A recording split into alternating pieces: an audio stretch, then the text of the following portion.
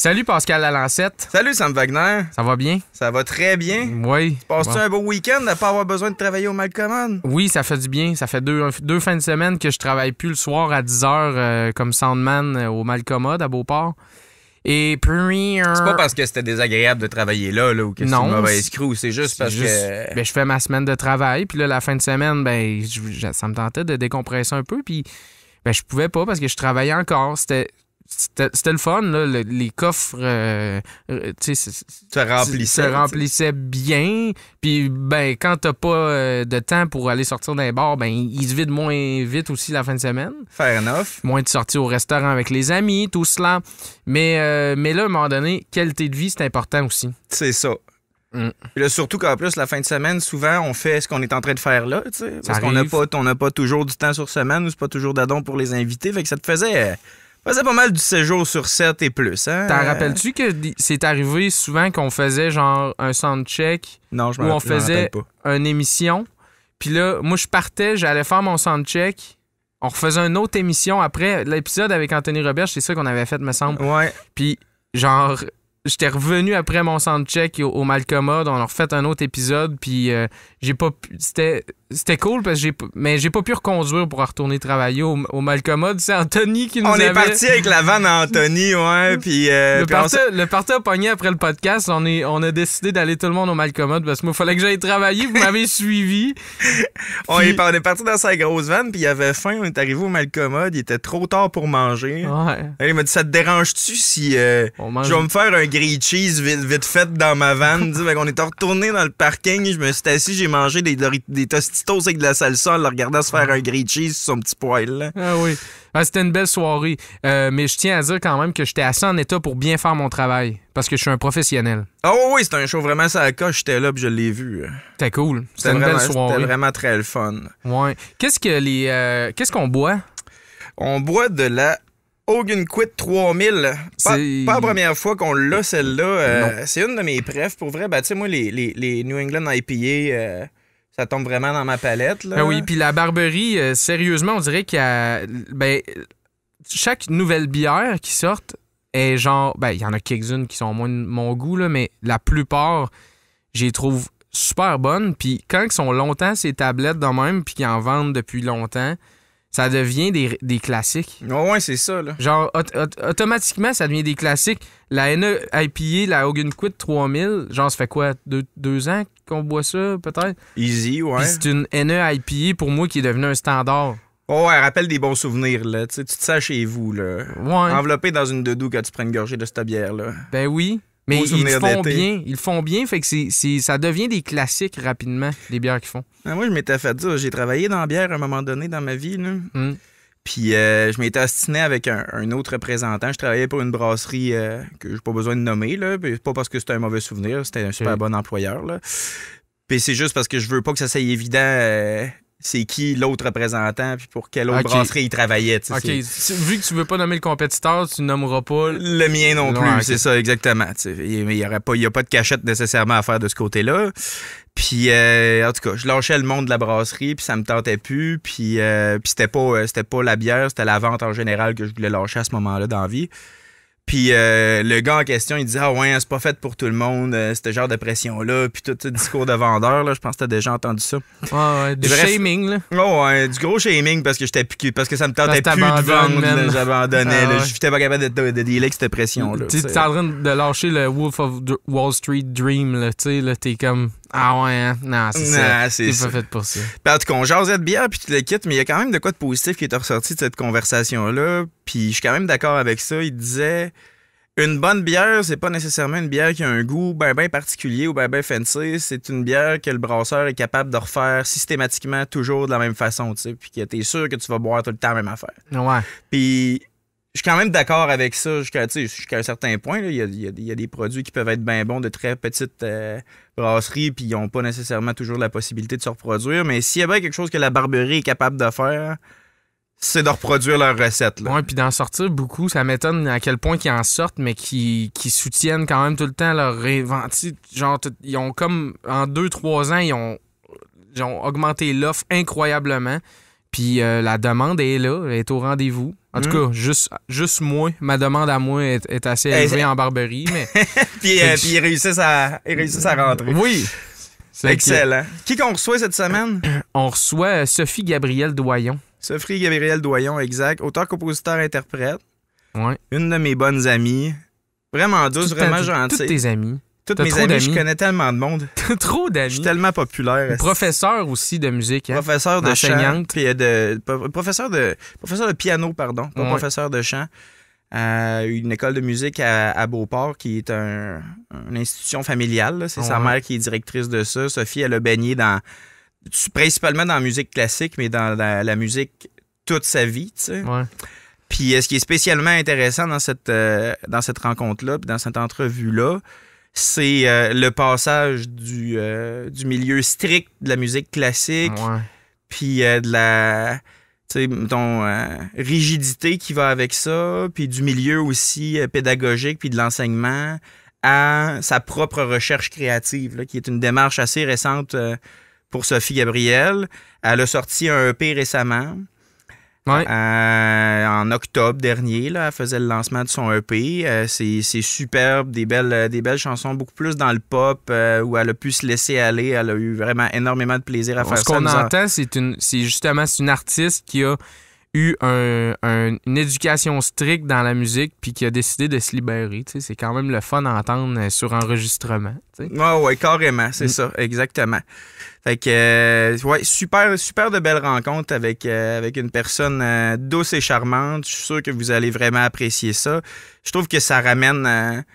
c'est une des entrevues qu'on a qui ramène la créativité à un niveau plus démocratisé, si je peux le dire. Parce que même si elle vient d'un milieu qui est directement lié à la culture puis à la création...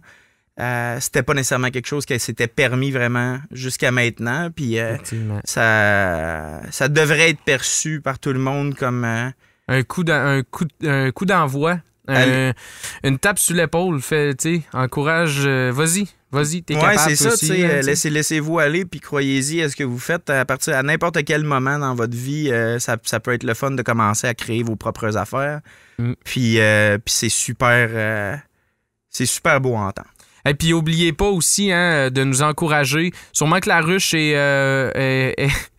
On le dit à toutes les semaines, là, mais ça va finir par arriver. Là. C'est pour ça qu'on le dit à toutes les semaines, parce qu'à un moment donné, ça va être vrai qu'il va y avoir le lien vers notre campagne de sociofinancement pour la ruche.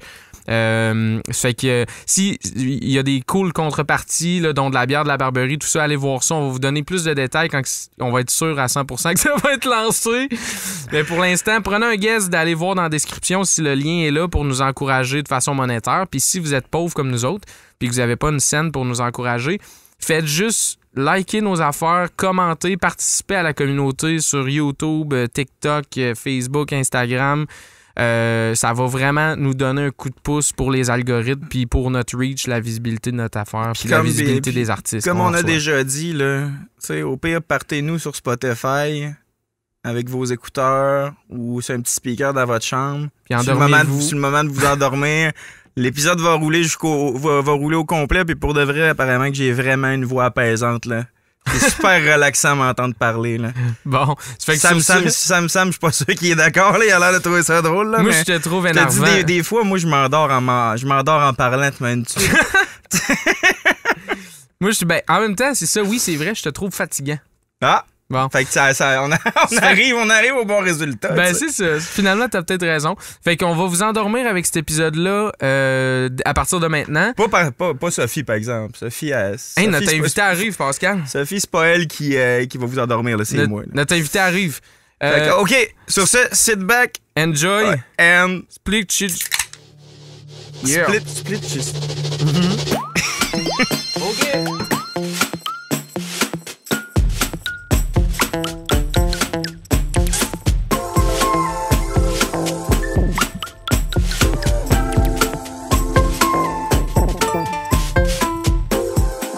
Collaborer avec personne, la créativité, c'était pas évident. Mais toi, t'as fait quoi pendant ce temps-là, dans le fond? T'as-tu arrêté complètement ou t'as essayé de trouver des trucs? Ben, je me suis morfondu. J'ai pleuré. Okay. C'est ce que j'ai fait. Non, mais moi, ça a vraiment été tough pour la créativité, là. Ouais. Cheers. Ouais. Ça m'a fait un gros blanc, là. OK. Genre, je m'installais devant l'ordinateur, il n'y avait rien qui se passait, là. Ah ouais. J'étais plus capable j'avais plus d'inspiration par à tout. OK. J'étais plus inspiré par, disons, l'écroulement du modèle économique. non, mais tu sais, j'avais... fin de la société telle qu'on la connaît. Ouais, c'est ça. Non, ça m'a vraiment pas fait, là, la pandémie à ce niveau-là. Par contre, ça a quand même fait du bien à des niveaux personnels, là. Sauf que créativement, ça a été...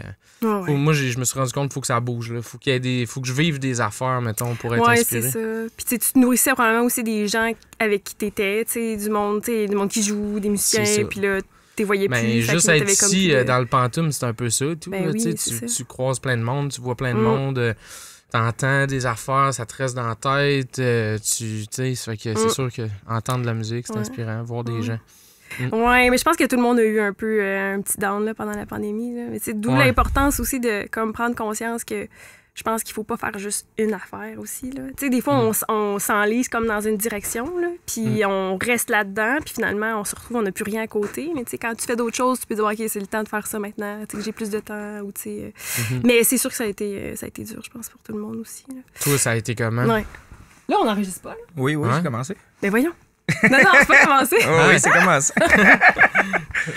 Comment j'ai trouvé ça? En fait, moi, ça a été un peu le contraire. Là. Ça m'a vraiment permis de me retrouver, je pense.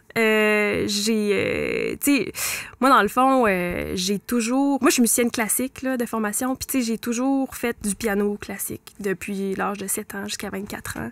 Puis à partir de la fin de ma maîtrise, là, j'avais tellement l'impression que j'étais perdue, que c'était pas ça qui me convenait. La musique classique, ça me ressemblait plus vraiment.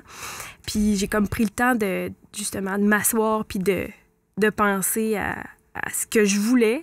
Puis je me suis dit, ce que j'aime, en fait, c'est créer, c'est la création. T'sais.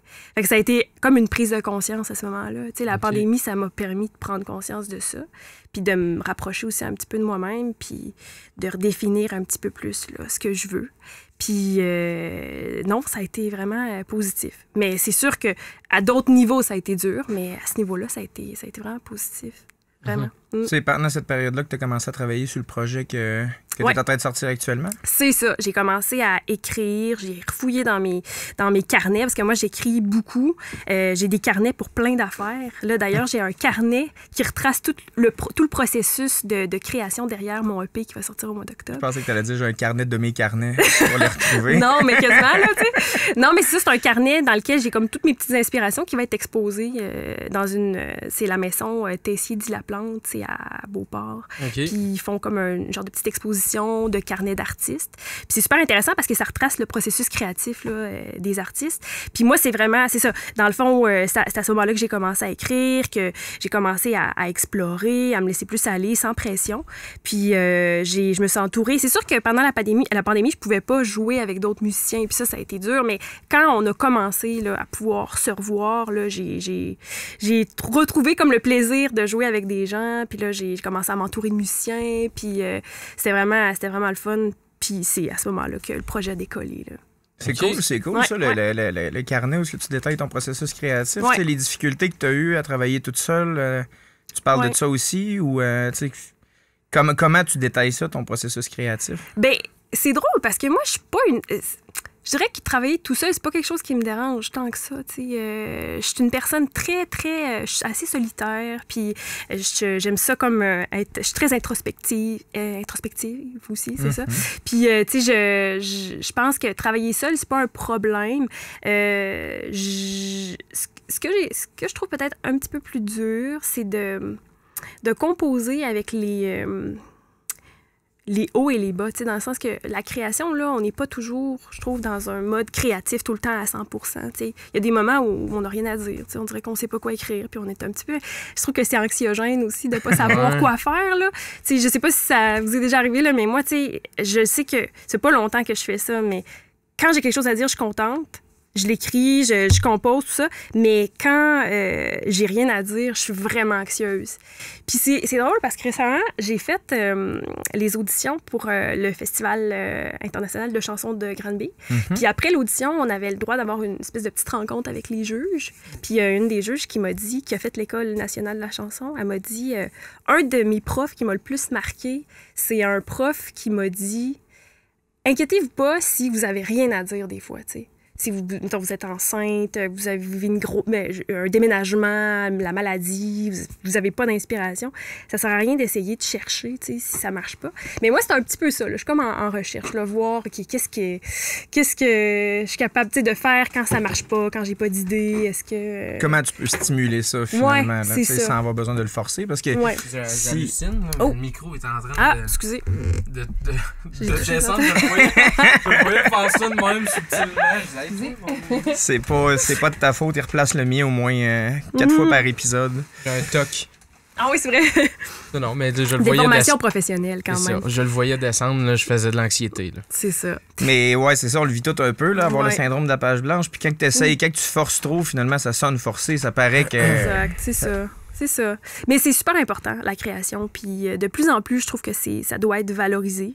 Puis je pense que moi, la prise de conscience vient du fait que j'ai vraiment été pendant environ une vingtaine d'années dans un milieu où la création, ça n'avait pas vraiment sa place. T'sais. J'étais vraiment dans un milieu classique, très performant, très sérieux. Puis... l'interprétation, ça a quand même une grosse part, par exemple, en musique classique. Bien, c'est sûr que ta personnalité ressort beaucoup dans ton interprétation, mais... t'as pas beaucoup de marge de manœuvre parce que, tu sais, par exemple, tu joues une sonate de Beethoven, il faut que tu la joues de telle façon, tu sais, mettons, les traits vont être joués de cette façon-là, puis t'as pas, tu sais, tu peux, c'est sûr que la personnalité des musiciens vont ressortir un petit peu quand même, mais c'est pas la même chose. Puis, moi, en tout cas, du moins, je me suis un peu perdue là-dedans, j'étais pas à l'aise avec ça. Puis, la création, c'est devenu essentiel, là, honnêtement. Je trouve que c'est super important, puis... Il y a quelque chose de beau aussi quand tu arrives à découvrir un artiste qui te ressemble. Tu sais, un artiste qui parle le même langage que toi ou tu sais, qui tu dis, hey, mon Dieu, on dirait que c'est mes mots, tu sais, on dirait que c'est ce que je pense au fond de moi. Puis des fois, on pense qu'on est tout seul là, dans notre tête puis dans nos idées. Là.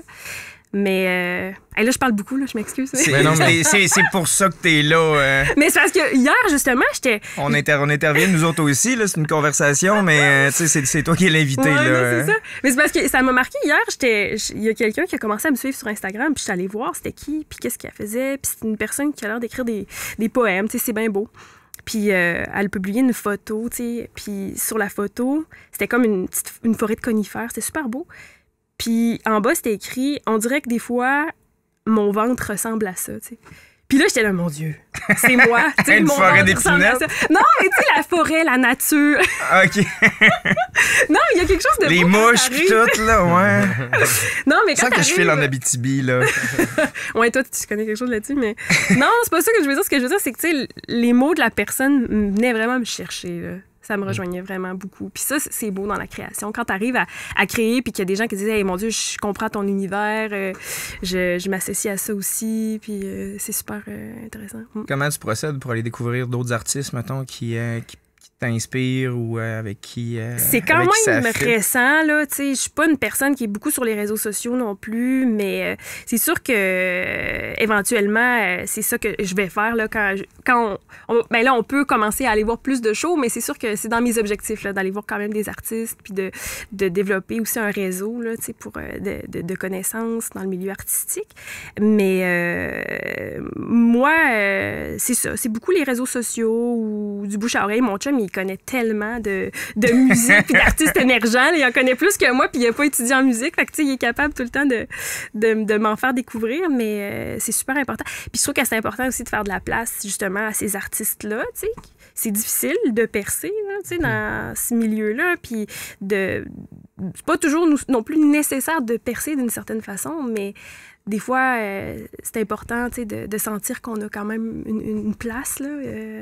Un support quelconque, là, ouais. Puis c'est d'autant plus important de faire des shows pour cette raison-là, hein, tu sais, ça fait du bien quand t'es en spectacle, puis tu te rends compte, OK, il y a du monde qui viennent ou qui viennent pas des fois, mais non, mais tu sais, il y a du monde qui viennent puis qui trippent, là, qui aiment ça, ils viennent, tu sais, avoir un contact avec le public, là, ça fait tellement du bien. Là, je travaille avec un artiste en ce moment, on dirait que ça le déprime, il sait plus si ce qu'il fait est bon, mais il fait pas de show. Tu sais, j'ai dit, ben, va voir ton public, là, tu sais, va les rencontrer, tu vas voir, là, il y a du monde qui trippe, là, puis tu sais, ça se passe super bien, ces affaires, mais il s'en rend comme pas compte parce que il n'y a pas de booking, il s'occupe pas du booking. Là, j'ai dit, hey man, t'es en train de.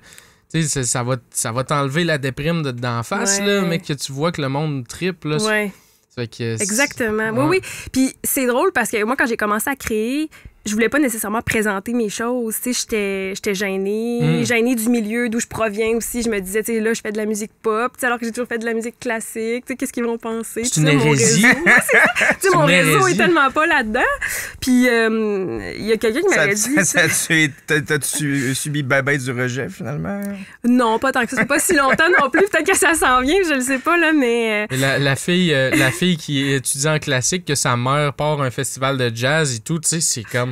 Là, t'es comme une bête noire là, pour le domaine du classique. Mais je pense que ça a aidé beaucoup parce que mes 2 parents sont musiciens professionnels. Mon père, lui, il est saxophoniste, il a fait autant du jazz que du classique. Puis chez moi, là, ça a toujours été très... L'exploration a toujours été vraiment valorisée. Puis mes parents écoutent de la musique de tout genre. Puis beaucoup de jazz, là, c'est sûr. Puis je pense que ça a beaucoup aidé. Mes parents sont très ouverts. Ils me supportent beaucoup aussi. Ça, c'est bien. Mais, tu sais, il y a quelqu'un qui m'a dit à un moment donné au début, tu sais, Sophie, tout le monde a le droit de créer, là. Peu importe, là, que ce soit... bon ou pas bon, là, t'as le droit de créer. Puis moi, c'était ça, j'avais comme une gêne au début, tu sais. Mais finalement, je l'ai faite, puis je suis bien contente. Je suis contente parce que, tu sais... Comment que ça s'est passé, finalement? Dans le sens... Quand est-ce que tu as eu le guts là, de te lancer, là, de juste, mettons, chanter devant quelqu'un? Hein? Des fois, c'était comme un premier step qui est tough. Comment que ça s'est fait? Ben, genre, j'ai eu 29 ans, là. Puis là, je me suis dit, l'année prochaine, j'ai 30 ans, là. Si je l'ai jamais faite, là, je vais le regretter toute ma vie, là. Tu sais, il faut vraiment que je le fasse, là. Fait que là, la première fois, ben, c'était comme en studio, même. J'avais jamais vraiment fait de show avant d'entrer en studio. Puis c'est sûr que j'étais stressée, mais c'est vraiment valorisant une fois que tu le fais. Ça demande du courage, mais quand c'est fait, ça fait du bien. Puis aussi, chaque fois que tu fais quelque chose, ça t'amène à vivre une nouvelle expérience. Puis la nouvelle expérience que tu vis t'amène aussi à rencontrer des gens. Puis à rencontrer aussi des gens qui peuvent t'offrir des nouvelles opportunités. Puis c'est toujours ça aussi, c'est un engrenage, là. Puis c'est ça qui est important. Je pense que c'est le premier pas est dur, mais une fois que c'est fait, t'es dedans, puis ça va, tu sais. Moi, je dirais pas que je passe tout mon temps à essayer de gérer justement le booking, les shows, j'y vais un peu, je dirais, par bourrasque, là, quand ça me tente. C'est sûr que moi, en parallèle, j'enseigne aussi, donc j'ai pas nécessairement tout mon temps pour ça, mais ça m'apporte vraiment un grand bien là, de créer. Puis tu sais, de le faire puis d'être en contact avec du monde qui le font, puis de sauter à la ligne, tu sais, ça donne une dose d'humilité aussi. Là. Tu sais, ça revient... On est inquiet, puis on est anxieux que ce soit pas assez bon ce qu'on fait, mais dans le fond, tu sais, quand tu commences à interagir avec du monde qui produisent puis qui font leur propre création, tu te rends compte que ça se fait par du monde ordinaire. Puis, oui. Puis tout le monde a les mêmes stress, puis tout le monde a la même espèce de pudeur là, à dire ben là, je sais pas, je veux pas être prétentieux, je sais pas si on en connaît qu'ils sont un peu plus que d'autres, là, mais je veux pas être prétentieux, je sais pas si c'est bon. Je sais pas si c'est bon, dans le fond, je le fais juste parce que ça me fait du bien, tu sais, puis j'ai envie de le faire, puis j'ai envie de collaborer, puis j'ai envie d'être sur des projets le fun, finalement. Puis, mais je pense qu'en bout de ligne, là, l'important, c'est juste de dire, est-ce que j'ai du fun dans ce que je fais, tu sais? Je veux dire, c'est sûr que c'est le fun quand ça a du succès, que les gens aiment ce que tu fais, mais je sais pas jusqu'à quel point l'objectif numéro 1, ça devrait être toujours de dire...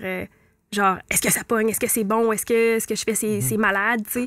Mais c'est vrai que t'as besoin d'une petite dose d'humilité là, quand tu commences là-dedans, parce qu'il y en a des hot, puis là, t'es comme, oh mon Dieu, moi, c'est tellement pas bon ce que je fais. On dirait que quand t'as du fun à le faire aussi, ça transparaît dans ton produit, puis ça attire plus de monde. Tu sais, quand tu l'as fait avec du fun, on dirait que ça paraît. Puis c'est déjà... ça attire plus le public quand c'est fait dans une vibe de... pour ça que je suis bien inquiet par rapport à notre projet parce qu'on a zéro fun. J'ai vraiment ça passer du temps avec toi. Ouais. Ça paraît en plus. Non, vraiment. On se tient le plus proche qu'on peut en ce moment. Là. Ouais. Puis tu sais aussi, là, mettons, pendant la pandémie, là, ce que j'ai trouvé difficile, c'est sûr que j'ai commencé à créer pendant la pandémie, mais je me demandais tout le temps aussi à quoi ça sert ce que je fais. T'sais. Pourquoi je suis en train de créer alors que, genre, il y a le réchauffement climatique, il y a du monde qui meurt à cause de la COVID. T'sais, je pourrais pas faire mon cours en sciences infirmières, devenir infirmière puis aller aider pour de vrai. T'sais. Mais à un moment donné, je me suis dit, il y a comme une place pour tout le monde. Puis je pense qu'on s'en est rendu compte pendant la pandémie, mais l'art est vraiment nécessaire. On en a besoin pour notre santé mentale. On a besoin de continuer à créer. On a besoin d'artistes. Puis moi, c'est comme la seule chose qui fait que je continue dans cette direction-là. Là. Ouais. Tu sais, au final, t'aurais pu t'en aller en soins infirmiers puis devenir un de nos anges gardiens pendant ce temps-là. Sauf que si les tunes que tu sors sur ton EP ou sur l'album que tu vas sortir, ils parlent à 2-3 de ces personnes-là vraiment directement, puis que ça leur fait vraiment du bien. Tu as peut-être contribué bien plus au bien-être collectif qu'en allant faire un burn-out dans une salle de vaccination parce que c'est pas ta place. T'sais. C'est ça, exact. Sans vouloir dire que tout le monde fait ça, fait des burn-out. Là. Mais... non, c'est ça exactement. Puis je pense qu'on a besoin de continuer à créer aussi pour apporter de l'espoir pour plein de choses. T'sais. Les gens en ont besoin, on a besoin de contact, on a besoin d'être avec les gens, on a besoin de créer des univers, puis c'est super important. Puis là, t'avais pas un background, tu disais, qui t'amenait... mettons, directement vers la création ou vers tes propres projets. Tu étais bien plus en interprétation qu'en classique. C'est ça, j'en avais pas pantoute. Mais as-tu l'impression que ces connaissances-là puis tout ce parcours-là te nourrit pareil ou t'aide peut-être dans ton processus créatif ou dans ton parcours créatif? C'est-tu tout perdu? Ou... Ben, c'est sûr que... Non, pas du tout. C'est sûr que en tant que musicienne classique, j'ai fait énormément de concours, de concerts. Fait que, j'ai quand même une expérience de scène qui... Je l'ai pris de ça. Puis j'ai aussi quand même une formation musicale. Donc, écrire de la musique, c'est pas... Ben, en même temps, j'écris pas de la musique classique, là, mais composer, pour moi, c'est assez simple. Puis ça m'aide beaucoup. C'est sûr, par contre, que, j'ai pas de... J'avais zéro connaissance en enregistrement. J'étais allée en studio pour la première fois. J'ai fait mon premier vrai show comme il y a 2 semaines, J'avais jamais chanté devant du monde. C'était où? C'était à Montmorency, sur les balcons. OK. La série de balcons s'anime dans Montmorency. C'est ça. Fait que, j'ai joué mes compositions, mais aussi des chansons tirées du répertoire francophone québécois. Puis, comment ça s'est passé? Comment t'as trouvé ça? Ça s'est super bien passé. J'étais tellement stressée pour rien. C'est tellement pas la même game que quand t'es en classique. C'est ça qui est fou. C'est qu'en musique classique, tu te prépares pendant 1 an pour jouer une toune. Tu joues une fausse note, tout le monde dans la salle est au courant. C'est ça, t'arrives en show, t'es stressé en spectacle, en concert, puis là, tu joues, puis t'es tellement... on dirait qu'il y a une énergie stressante, là, tu sais. Puis... En plus, toi, comme pianiste, dans un concert, c'est ça, il n'y a pas 50 pianos sur le stage d'habitude. Non, t'es tout seul, tu sais, puis comme tu dis... t'es tout le temps mise à nu, là, tu sais, quand t'arrives en concert en musique classique. Ben, du moins que tu joues avec un orchestre, mais en piano, c'est assez rare qu'on joue avec un orchestre, on joue toujours en solo, ou du moins le plus souvent. Mais c'est ça, j'étais stressée comme si j'allais faire un concert de classique, mais finalement, c'était un concert tellement chill, tu sais, c'était tellement... Le monde était là, il y avait même un gars qui fumait un joint à côté de moi, ça sentait le pot au bout, tu sais, j'avais l'impression que j'étais à Woodstock en Beauce. Puis... peut-être à cause de ça que t'as déstressé, c'est comme les whiffs. Peut-être que j'étais stone, je sais pas. Mais c'était vraiment le fun, puis...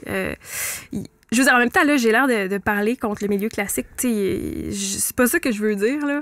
Mais j'ai... Non, on voit juste la comparaison entre les deux. C'est juste que je me suis rendu compte. C'est ça. Je me suis rendu compte que ça me convenait moins, finalement. Puis que j'avais plus le goût d'avoir du plaisir, de jouer, puis d'avoir du fun, puis de partager avec les gens aussi, puis de... C'est ça, là. D'avoir du fun. C'est comme en classique, c'est un peu... être un athlète olympique du piano, là, quasiment. Là, oui. Il y a de quoi d'hyper précis. Tandis que c'est ça, faire un show sur des balcons, le monde sont juste contents d'être là. Puis même quand il y a une fausse note ou quand il y a des bugs, j'ai remarqué souvent le public aime ça parce que ça leur...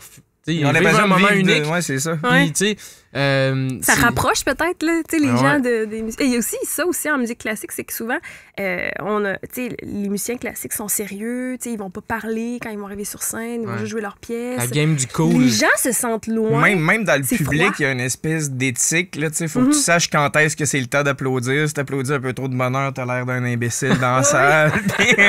Si tu dis pas bravo au bon moment, là, non, là, hey, tu fais pas partie de la gang, toi, tu viens pas souvent. Hein? Ouais, c'est ça. Il y a l'OSQ qui a fait des publicités là, il y a quelques années, justement, pour un peu démocratiser la musique classique, puis rendre ça plus accessible au grand public. Je pense que c'est n'importe qui peut aller voir des concerts de musique classique. Mais, écoute, je suis allé, tu sais. Ben, je te félicite. J'espère que tu as apprécié l'expérience. Mais, tu sais, c'est ça.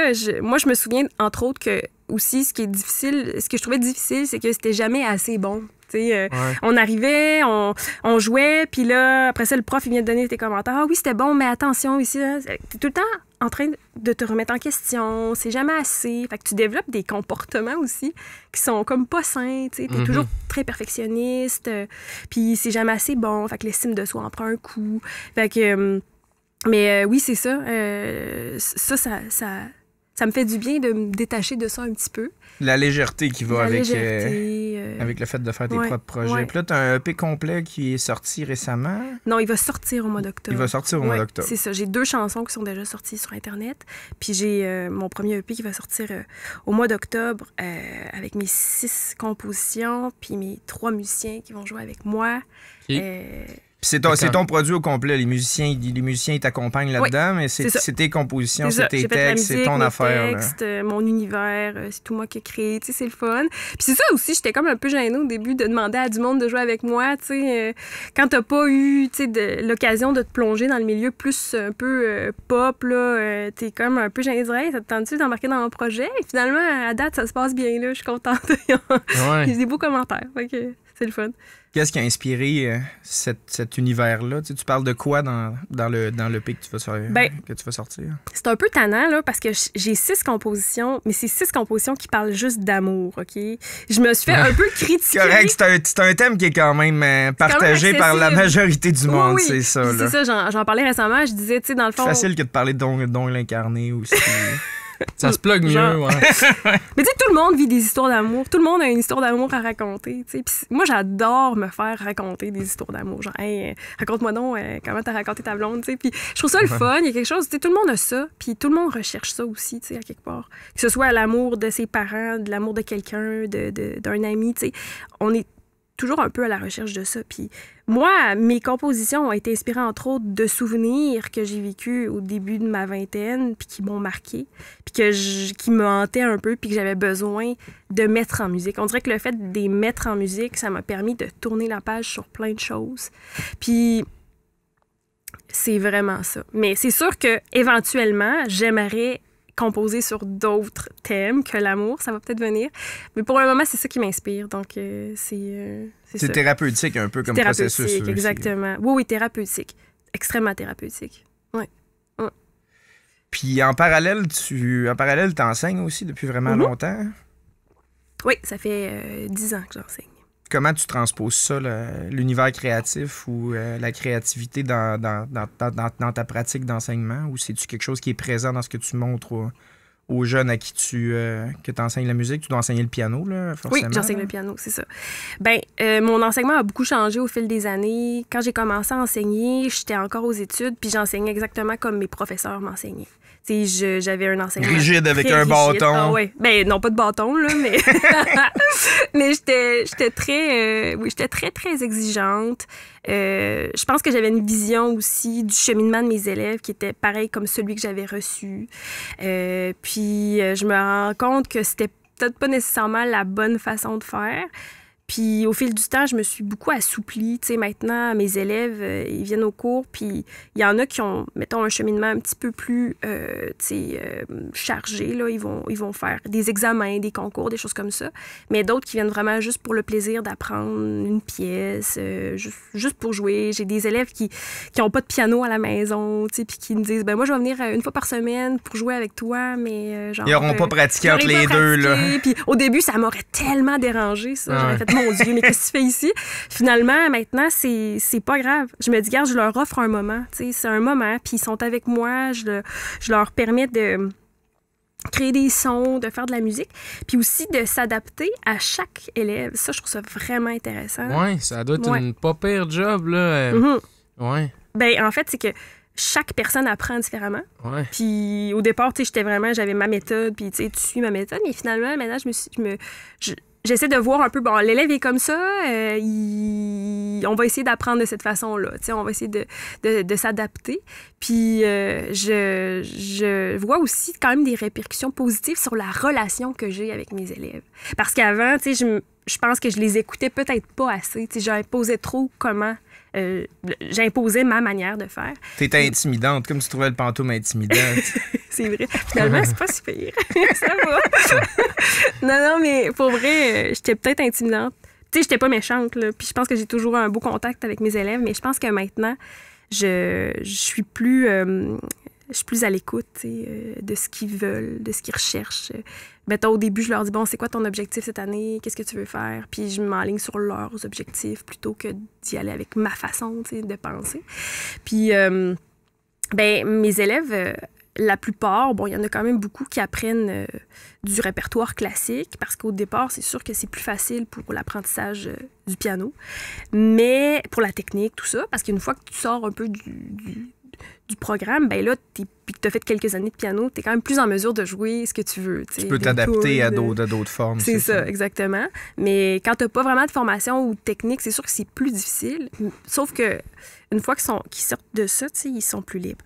Mais mes élèves, ce qui est intéressant, c'est qu'à chaque année, à la fin de l'année, il y a toujours une partie exploration. Je leur fais faire une petite création musicale, qui composent une pièce. Puis ça, c'est vraiment le fun, parce qu'il y en a qui ils ont vraiment peur au début, puis ils veulent pas. Finalement, ils sont super contents du résultat. Puis des fois, il y a vraiment des belles surprises. Puis t'as des enfants. J'en ai une cette année, elle a composé une pièce. C'était super bon. Puis là, à chaque cours, elle revenait avec la même version. Ça sort quand? En même temps que mon EP, j'avais dans le même show. C'est le B-side de ton EP. Là, mais là, à chaque semaine, elle m'apportait la même pièce, mais avec une petite variation dedans. T'sais, ça s'appelait genre Les Fantômes, je sais pas trop, là, c'est une petite fille. Puis à chaque fois, elle revenait avec une pièce, mais c'était la même, mais genre, mettons là, il y avait de la pédale. La semaine d'après, c'était genre staccato. Elle disait que c'était un autre compo. Oui, elle avait changé le titre. Mais j'aimais tellement ça. Puis elle a vraiment eu du plaisir à faire ça. Puis tu sais, son père, il est super cool parce qu'il y a un logiciel pour comme écrire de la musique sur l'ordi, tu sais. Fait que là, il faisait des belles partitions avec son nom à côté. Tu sais, il y a un sentiment de fierté aussi de dire, hey, c'est moi qui l'ai écrit cette pièce-là. C'est ma toune, là. Tu sais, j'ai fait de quoi, ouais. Puis même pour moi aussi, de faire de la musique, de créer, ça permet de voir, même mes étudiants, ça leur permet de voir que leur prof fait ça aussi, tu sais, que leur prof écrit des chansons, qu'elle est capable, grâce à sa formation musicale, de faire ça, tu sais, d'avoir la liberté de créer ce qu'elle veut. Parce qu'il y a ça aussi, l'espèce en ce moment, je dirais pas un danger, là, mais on perd beaucoup d'étudiants, OK? Pas nécessairement au loisir, comme par exemple, moi, j'ai comme 50 élèves par session, mais au cégep. OK, quand je suis rentrée là, au cégep, moi, il y avait peut-être 20 pianistes. Puis, je sais pas, mais j'ai entendu dire que là, il y en avait comme 4 qui allaient rentrer, là, quelque chose comme ça. Ou, tu sais, c'est vraiment... De ça, les tunes sont sur TikTok. C'est ça, sur TikTok ou sur... comment ça s'appelle? Piano. En tout cas, il y a une application aussi où tu peux apprendre des tunes. Puis, tu joues avec 2 doigts, là, comme ça. Sur ton téléphone, tu apprends des tunes sur ton téléphone avec les tactiles, genre, tu sais. C'est ça. Fait que, tu sais... Il y a ça aussi, c'est de recruter des élèves, c'est vraiment difficile, puis de continuer aussi, de continuer l'apprentissage de la musique au niveau collégial puis universitaire. Il y a vraiment de moins en moins d'étudiants qui continuent. C'est un milieu incertain, puis les parents, souvent, n'ont pas nécessairement le goût d'encourager leurs enfants à faire ça. Sauf que le fait d'être une prof qui continue, qui gagne sa vie un peu avec l'enseignement, mais aussi avec la création, en faisant des petits shows, ça permet quand même aux étudiants de dire hey, « ma prof a fait ça ». Ça veut dire que si je continue, je pourrais peut-être un jour C'est faisable, c'est un but qui est atteignable. Oui, on peut avoir une... Je dis pas une carrière, là, mais on peut être capable de vivre de ce qu'on fait assez bien. Et puis juste aussi dans... Il y en a qui se mettent vraiment de la pression avec ça, là, de faire justement une carrière en musique, mais ça peut aussi être juste, écoute, tu fais des shows, t'en fais 5 dans ton année, ça te fait triper, t'invites ta gang, vous pratiquez le show, tu fais le show, c'est pas obligé non plus d'être une carrière, mais juste de baigner là-dedans, dans la création, faire un album, te payer un trip, là, tu fais un petit EP, là, puis après ça, t'es content de l'avoir dans tes mains. Tu n'es pas obligé d'être une carrière, là, tu peux te payer un trip aussi. C'est une réalisation. Mais oui, c'est ça. Moi, mon oncle, il est médecin, puis quand il était plus jeune, il a appris la basse, puis depuis toujours, il fait des shows avec son petit band. Puis il joue genre au CC Ramones, puis ils sont super contents. Leur petite gang de médecins qui vont jouer. Puis c'est le fun, là, c'est super. Comme tu dis, c'est se payer un beau trip. C'est pas nécessaire de faire une carrière, mais d'avoir la possibilité de dire. Ça peut quasiment capable, même limite être plus le fun. T'as pas la pression qui vient avec tout ça. Ça reste du fun. Tant que t'as du fun, t'en fais. Exactement. Ouais. En fait, ça ramène à l'importance d'avoir du monde qui crée dans la vie, là, mais au besoin, je pense, fondamental qu'on a toutes de créer. Là. Il y a plein d'affaires qui sortent sur ces questions-là récemment, là, parce que depuis la pandémie, il y a eu une espèce de grosse introspection collective sur le rapport qu'on a au travail en général. Là, parce que là, on s'est mis à travailler à distance, le monde travaille un peu moins ou accepte plus nécessairement de faire des jobs de mongol 40 heures par semaine payés au salaire minimum. Là. Fait que, ça fait sortir le monde ne veut plus travailler. Mais en fait, naturellement, le monde travaillait essentiellement rien que pour combler leurs besoins de base. Là. Le reste du temps de loisir que les gens passaient, c'était être assis ensemble, se conter des histoires, se raconter leurs histoires d'amour, dessiner, écrire des chansons. C'est pas nouveau, la musique. Là. Fait que, genre, fondamentalement, c'est un besoin qu'on a tous de s'exprimer puis de partager ce qu'on vit. Je pense que c'est important qu'on se le permette. Ben oui. Mais je suis curieux spécialement par rapport à l'aspect composition. Là. OK. Parce que tu dis que c'est vraiment facile pour toi de composer de la musique parce que tu as le bagage pour ça. Moi, c'est quelque chose qui est complètement abstrait. Là. Sam pourrait probablement mieux en parler que moi, mais comment tu procèdes, quand tu pars et tu composes une chanson. Écrire un texte, je comprends comment c'est structuré. Puis surtout, comment tu procèdes pour composer une nouvelle chanson, puis comment tu montres à tes élèves à faire ça, comment tu me montrerais à le faire? Ben, mettons, je vais commencer avec les élèves. C'est sûr qu'un élève qui commence, je lui donne quand même un genre de petit canevas, là. C'est-à-dire, je le laisse pas aller dans le néant, à moins qu'il me dise oui, je veux faire ma propre compo, là. Mais souvent, je vais dire, OK, si l'élève a travaillé telle chose pendant l'année, je vais partir d'un aspect qu'on a vu, puis je vais dire, explore à partir de cet aspect-là. Mettons que l'élève a appris à jouer dans une tonalité, là, mettons en la mineur, puis là, j'ai dit, on va partir dans une tonalité en la mineur, puis tu vas explorer à partir de cette tonalité-là, puis tu vas jouer là-dessus, puis tout ça. Fait que, des fois, je peux même leur écrire quelques petites notes de base, trouées, là, comme une dictée trouée, puis eux autres, ils composent à partir de ça. Ils trouvent les notes. Si ça marche pas, ben ça marche pas. Je leur dis, ça fonctionne pas pour telle raison. Fait que ça, c'est comme plus construit comme façon de composer. C'est pas comme ça que moi, je compose. Tu fais pas des dictées trouées.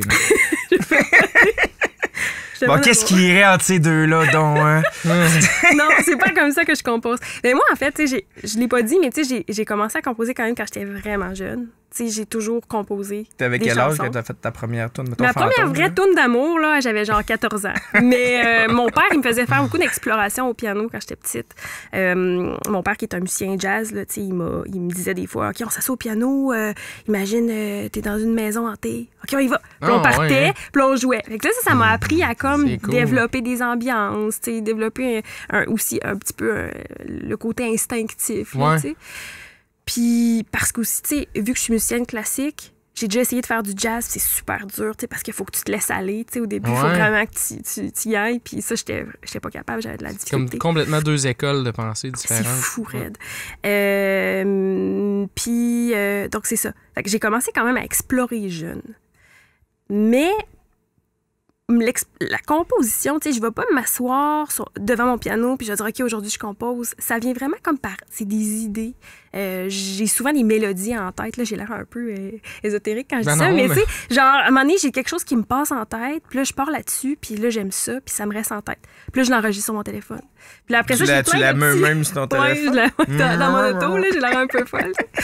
Mais là, j'ai mis sur mon téléphone, j'ai plein de petites mélodies. Des fois, j'en ressors une de comme 6 ans. Puis ça me permet... Après ça, j'explore au piano un peu à partir de cette mélodie-là. Puis c'est comme ça que j'arrive à créer. Mais c'est vraiment des idées, ça vient par... Puis ça peut être aussi, mettons, une chose que j'aime faire, là, c'est... Je suis très sensible au moment de ma vie. Tu sais, par exemple, une fête, un soir chez quelqu'un, tu sais, la fin d'une fête, tu sais, avec une petite bougie là, qui commence à qui s'éteint, tu sais. Puis là, ce moment-là, ça reste comme gravé dans ma tête. Puis là, j'ai comme le goût de retrouver cette ambiance-là. Fait que je me dis, OK, je vais écrire une toune. Puis quand je vais entendre les premières notes, là, je veux vraiment comme voir ce souvenir-là dans ma tête. Comment ça sonne, genre, la fin d'un party? Ah, c'est quand même nostalgique, mais vous écouterez ma pièce comme un dernier refrain. Ça parle d'une fête qui prend fin. OK? Pascal, il y a de la misère avec ça, les parties qui prennent fin. Ah, j'ai vraiment de la misère avec ça. Finir un party, j'ai tendance à les étirer trop longtemps. Oui, c'est ça. Non, mais c'est surtout ça. C'est comme si les souvenirs, j'ai besoin de me replonger dans un souvenir, puis j'essaie de créer une trame par rapport à ce souvenir-là. Puis... ça peut être une conversation, ça peut être une odeur aussi. Les odeurs sont vraiment reliées beaucoup à nos souvenirs. Puis aussi, ben quand... Comment ça sonne, l'odeur de la banane? Ouais, c'est dommage trippant. Non, mais c'est dommage trippant. Je voulais pas ridiculiser ce que tu disais pendant. Tu sais, mettons, tu rentres quelque part, puis ça sent comme vraiment bon, tu sais. Ça te ramène... Ça te ramène, genre, quand t'étais jeune, ta mère, elle faisait cuire des pommes après une sortie, genre, quelque part. Je sais pas trop, tu sais, il y a quelque chose où c'est vraiment relié beaucoup aux souvenirs des odeurs. Puis, tu sais, il y a aussi le côté très... En fait, si un jour vous écoutez mon album, ça parle beaucoup des saisons. Je suis très proche de la nature. On dirait que je m'inspire de ça pour ma vie en général. Là. Donc ça, c'est vraiment mes sujets d'inspiration. Ouais, c'est ça. Ça se passe comme ça, ma création. La mélodie te vient en fonction des émotions que tu es en train de vivre, puis... Ouais, c'est ça. Puis après ça, tu fais l'arrangement. Exactement, ouais. Puis, tu sais, c'est sûr que les textes que j'ai écrits, c'est beaucoup des textes qui ont rapport à des souvenirs que j'ai vécus, comme je disais tantôt. Tu sais, mes pièces, c'est des souvenirs que j'ai mis en chanson. Puis j'écris beaucoup, tu sais, j'ai des carnets pour plein d'affaires, mais j'ai des carnets aussi pour mes souvenirs, là, tu sais. J'ai des petits carnets de mémoire que j'appelle. Des fois, j'ai des petites phrases qui me viennent en tête, je les écris dans mon carnet. Des fois, je reprends des petites phrases comme ça, puis... j'essaie beaucoup de... Tu sais, j'aime ça aussi, mon projet, c'est vraiment un projet francophone. Je veux écrire en français, je trouve ça important. Mes chansons, c'est pas des chansons, tu sais, où je prends position, là, tu sais. Mais ma position, c'est d'écrire en français, tu sais. C'est un engagement par rapport à la langue c'est ça. Et à la culture. Je trouve ça important, tu sais, de promouvoir ça. Puis je trouve j'écoute beaucoup là, de chansons en anglais aussi, là, tu sais, j'ai rien contre ça, mais ce que je veux dire, c'est que je pense que c'est important d'en faire aussi pour que ça se fasse connaître, que les jeunes en écoutent, qu'il y ait une sensibilité par rapport à ça. Je trouve ça super important. T'es-tu déjà amusé? Ça me fait penser, tu parlais, tu prends des notes des fois dans ton auto, là, des mémos vocaux. Est-ce que tu t'es amusé à les réécouter, mettons, après que tu aies fini tes tunes, là, tu sais? La tune est toute prodée, t'as été en studio, tu l'écoutes, puis tu t'en vas réécouter. Tomber sur l'idée brute. L'idée brute, là. Ouais. Tu l'as-tu fait? Oui, vraiment. C'est terrible trippant, des fois. Hein? Ben, c'est terrible, oui, c'est trippant, mais terrible dans le sens que des fois, t'es comme, mon Dieu Seigneur, qu'est-ce que c'est ça? C'est parti de où? Ah oui. Ça a tellement changé. Mais moi, c'est ça, c'est un peu ça, ce que tu veux dire, mais j'ai plusieurs aussi, mettons, versions d'une toune. OK? Ouais. Mettons, au début, mon projet, je voulais que ce soit un peu plus jazz, OK? Parce que j'aime vraiment le jazz, mais j'ai pas de formation en jazz. Puis, j'essayais de m'entourer de musiciens jazz un petit peu. Mais là, je me rendais compte que c'était vraiment dur à écrire du jazz, tu sais, alors que t'as pas de formation. Fait que là, j'avais une couple de tunes un peu jazzy. Puis là, je les ai enregistrées sur mon téléphone avec un pianiste jazz. Puis là, à un moment donné, je réécoutais ça, puis j'étais là... C'est bon, mais tu sais, c'est pas vraiment ça. Mes paroles, je trouve que ça ne fit pas avec la musique. Fait que je vais recommencer à zéro avec le même texte, mais je vais réécrire une autre tune différente, une autre mélodie, tu sais. Puis c'est ça qui s'est passé, tu sais, avec mes compositions sur mon EP. Mes chansons sont pop, mais il y a une version qui existe de ces chansons-là, version jazz. Peut-être qu'à un moment donné, je devrais les republier, genre version jazz, mais c'est ça. Fait que tu sais, moi, c'est surtout ça, là. J'ai beaucoup de versions différentes de la même tune. Beaucoup de petits bouts aussi de ça, ouais, exact. Puis, c'est quoi que... En fait, là, t'as vu que ça marchait pas, mettons, là, quand t'as essayé de jazz, parce que dans le fond, c'était pas naturel pour toi, tu sais, dans le fond... Ouais, c'est ça. Qu'est-ce qui t'a ramené vers la pop? C'est un peu... Parce que C'est ça a dur à dire. tendance, tu sais, je dirais juste ça sur le site, là, tu sais. Puis là, surtout, tu le vis, là, tu sais, t'arrives du milieu de la musique classique, là, il y a une espèce de condescendance par rapport à la musique pop, mais Ouais. moi, personnellement, c'est le style musical que j'écoute le plus, là. Je trouve Oui, ça, puis, tu sais, Ouais. puis c'est un style musical qui se vaut Ouais. autant que les autres, tu sais. Ouais, puis c'est drôle, je lisais l'autre fois un article, c'était Ariane Roy, là, que vous connaissez probablement. Ouais. Là. Puis elle disait, elle a une formation en jazz, puis elle s'était fait dire à un moment donné, comme, hey, c'est bon tes tunes. Une affaire du genre, c'est bon tes tunes. Puis en plus, c'est pop, tu sais, comme si, mettons, Comme parce que si, c'était ouais, pop. ça, aurait pu être- c'était ça serait pas comme- bon d'avance, tu Ouais, sais. puis elle disait comme c'est bizarre de se faire dire ça. Mais Parce oui. que c'est pop, c'est pas bon, tu sais, ou c'est facile. Mais je sais pas, je sais pas jusqu'à quel point c'est Oups, là. voilà. Non, c'est Très ça. professionnel. Très professionnel, Pascal. Ça arrive une fois sur deux, là. Bon. Mais en plus, la ouais. pop, là, sérieusement, je vais me confesser, là, quand j'étais ado, là, Ouais. j'haïssais la pop radio. Là. Ouais. Moi, j'écoutais du Radiohead, puis j'étais cool, Ouais, OK? moi aussi, j'étais de Genre, même. vous avez rien compris, y a personne qui comprend, là, tu sais, genre, avec votre petite musique pop. Puis là, quand j'ai commencé à faire de la musique plus sérieusement, puis j'étais comme, ah, la pop, c'est poche, man, on fait, genre, du harfang, man, on va pleurer devant un micro, ça va être Ouais. fucking meilleur, man. Puis Ouais. là, genre, à un moment donné, je me suis assis, j'ai dit, OK, on va essayer de faire une tune pop. Hein? Ah, c'est C'était plus dur. pourri, C'est j'étais plus pas dur. capable. J'étais pas capable. c'est vrai, ouais. Tough, c'est Ouais, vraiment c'est tough tough. faire une bonne. Parce Ouais. que la pop, dans le fond, j'ai commencé à tomber en amour avec la pop quand j'ai compris que. J'ai commencé à comprendre que pour moi, la pop, là, c'est un peu genre. C'est l'art de faire quelque chose de simple et efficace Mhm. qui est bon et accrocheur. Exact. Puis c'est pas facile, ça. C'est Ben vraiment non, pas c'est facile. pas facile. C'est pas facile parce que ça peut facilement avoir l'air comme un peu quétaine, tu sais, comme un peu où ça sonne faux, ou tu sais, Mais finalement, c'est comme, oh, ouais, non, je comprends c'est qu'il absolument faut ce que que tu veux dire. mélanges des éléments de surprise avec des éléments des éléments rassurants, des trucs qui va faire que l'auditeur va se sentir en terrain connu, mais il faut aussi que tu lui donnes une claque d'en face à un moment C'est ça. donné, il faut que tu Ouais. le surprennes. Exact. C'est tout un mélange savant, là, Ouais. finalement, la musique pop. Puis Ouais. c'est un. Tu sais, en tout cas, quand que j'ai réalisé ça, j'ai eu un respect énorme à partir de ce moment-là. Quand que j'ai essayé de faire une tune pop, Ouais. puis j'étais pourri, Ouais, j'ai fait ouais. OK. Ouais. Puis après ça, j'en ai fait littéralement mon devoir d'essayer de faire une tune qui allait jouer à radio commerciale. OK. Ça marche. Puis ça s'est passé. Hey, ben bravo. oui, ben plusieurs fois maintenant. Mais Cool. la première fois, c'était comme un accomplissement. J'ai fait OK, tu sais, ça a commencé avec un genre de dégoût pour la pop. Après ça, je me suis penché là-dessus. J'ai pas eu le choix d'avoir un respect énorme. Puis c'est devenu ma mission d'essayer de Hey, ben, tu me maîtriser donneras la des trucs, pop. je t'ai intéressé. Ben oui, il y a toutes sortes mais c'est des philosophies, tu sais. Ouais. Puis il y a puis c'est vraiment intéressant le monde de la pop là. Puis depuis ce temps-là, ça me fait triper encore la musique pop vraiment. Ben oui, beaucoup. puis tu sais, ça revient un peu à ce que je dis, mais c'est pas obligé d'être super compliqué pour être intéressant, tu sais, pour être le fun, puis pour te faire vivre, pour te faire sentir bien aussi quand t'écoutes une Exact. tune, tu sais, je veux dire. Ben, ce qui accroche le plus souvent, c'est les idées les plus simples, C'est ça.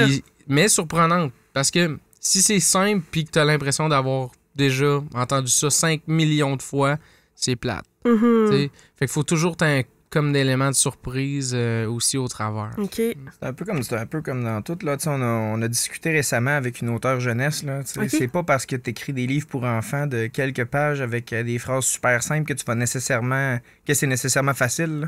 Ben Tu sais, non, écrire un livre pour enfants, non. c'est compliqué là, tu sais, absolument. de ben oui. faire passer un message qui est clair, puis qui Ben va être oui. intéressant, puis qui va être drôle pour l'enfant, mais Hey, mon dans Dieu, je des le mots sais, simples. là-dessus, j'en lis à chaque jour des livres pour enfants. J'ai une fille de Ouais, 3 ans, ouais. tu sais. Ah, Ouais, c'est tu dois ça. connaître quand même le domaine. là. Ouais.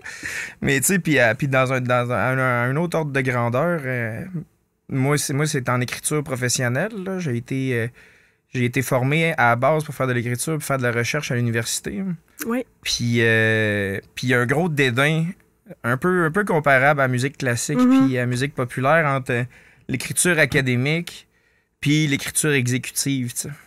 Puis c'est comme entendu que la rédaction professionnelle exécutive, c'est c'est fait par du monde qui savent pas écrire, puis c'est des professionnels, puis... Ben moi, je serais pas capable de faire de l'écriture exécutive non moi plus. non plus. Je suis pas ça, moi non plus. C'est je suis pas capable de composer une chanson, mais je suis capable de faire les deux. Il faudrait que tu essaies, hein, tu sais pas. Peut-être, effectivement. Oui. Ben ouais, il y a comme un dédain. Il y a un dédain dans le milieu académique par rapport à ce type d'écriture-là, sauf pour certains profs qui visent à essayer de le montrer à leurs étudiants. Puis, mais quand je suis arrivé dans la fonction publique puis que j'ai commencé à devoir écrire de manière exécutive, il a fallu que je me fasse mentorer. Là, il y a quelqu'un qui a pris mes premiers textes puis qui a fait « OK, on va s'asseoir. Là, ça paraît le milieu d'où c'est que tu sors. Il y a de la dentelle, pas mal. Oui, parce que pour une idée qui est... Ben, tu sais, les idées sont assez... Puis c'est parce que c'est ça l'affaire. L'idée est complexe. Faut qu'elle mène à une décision rapide puis simple.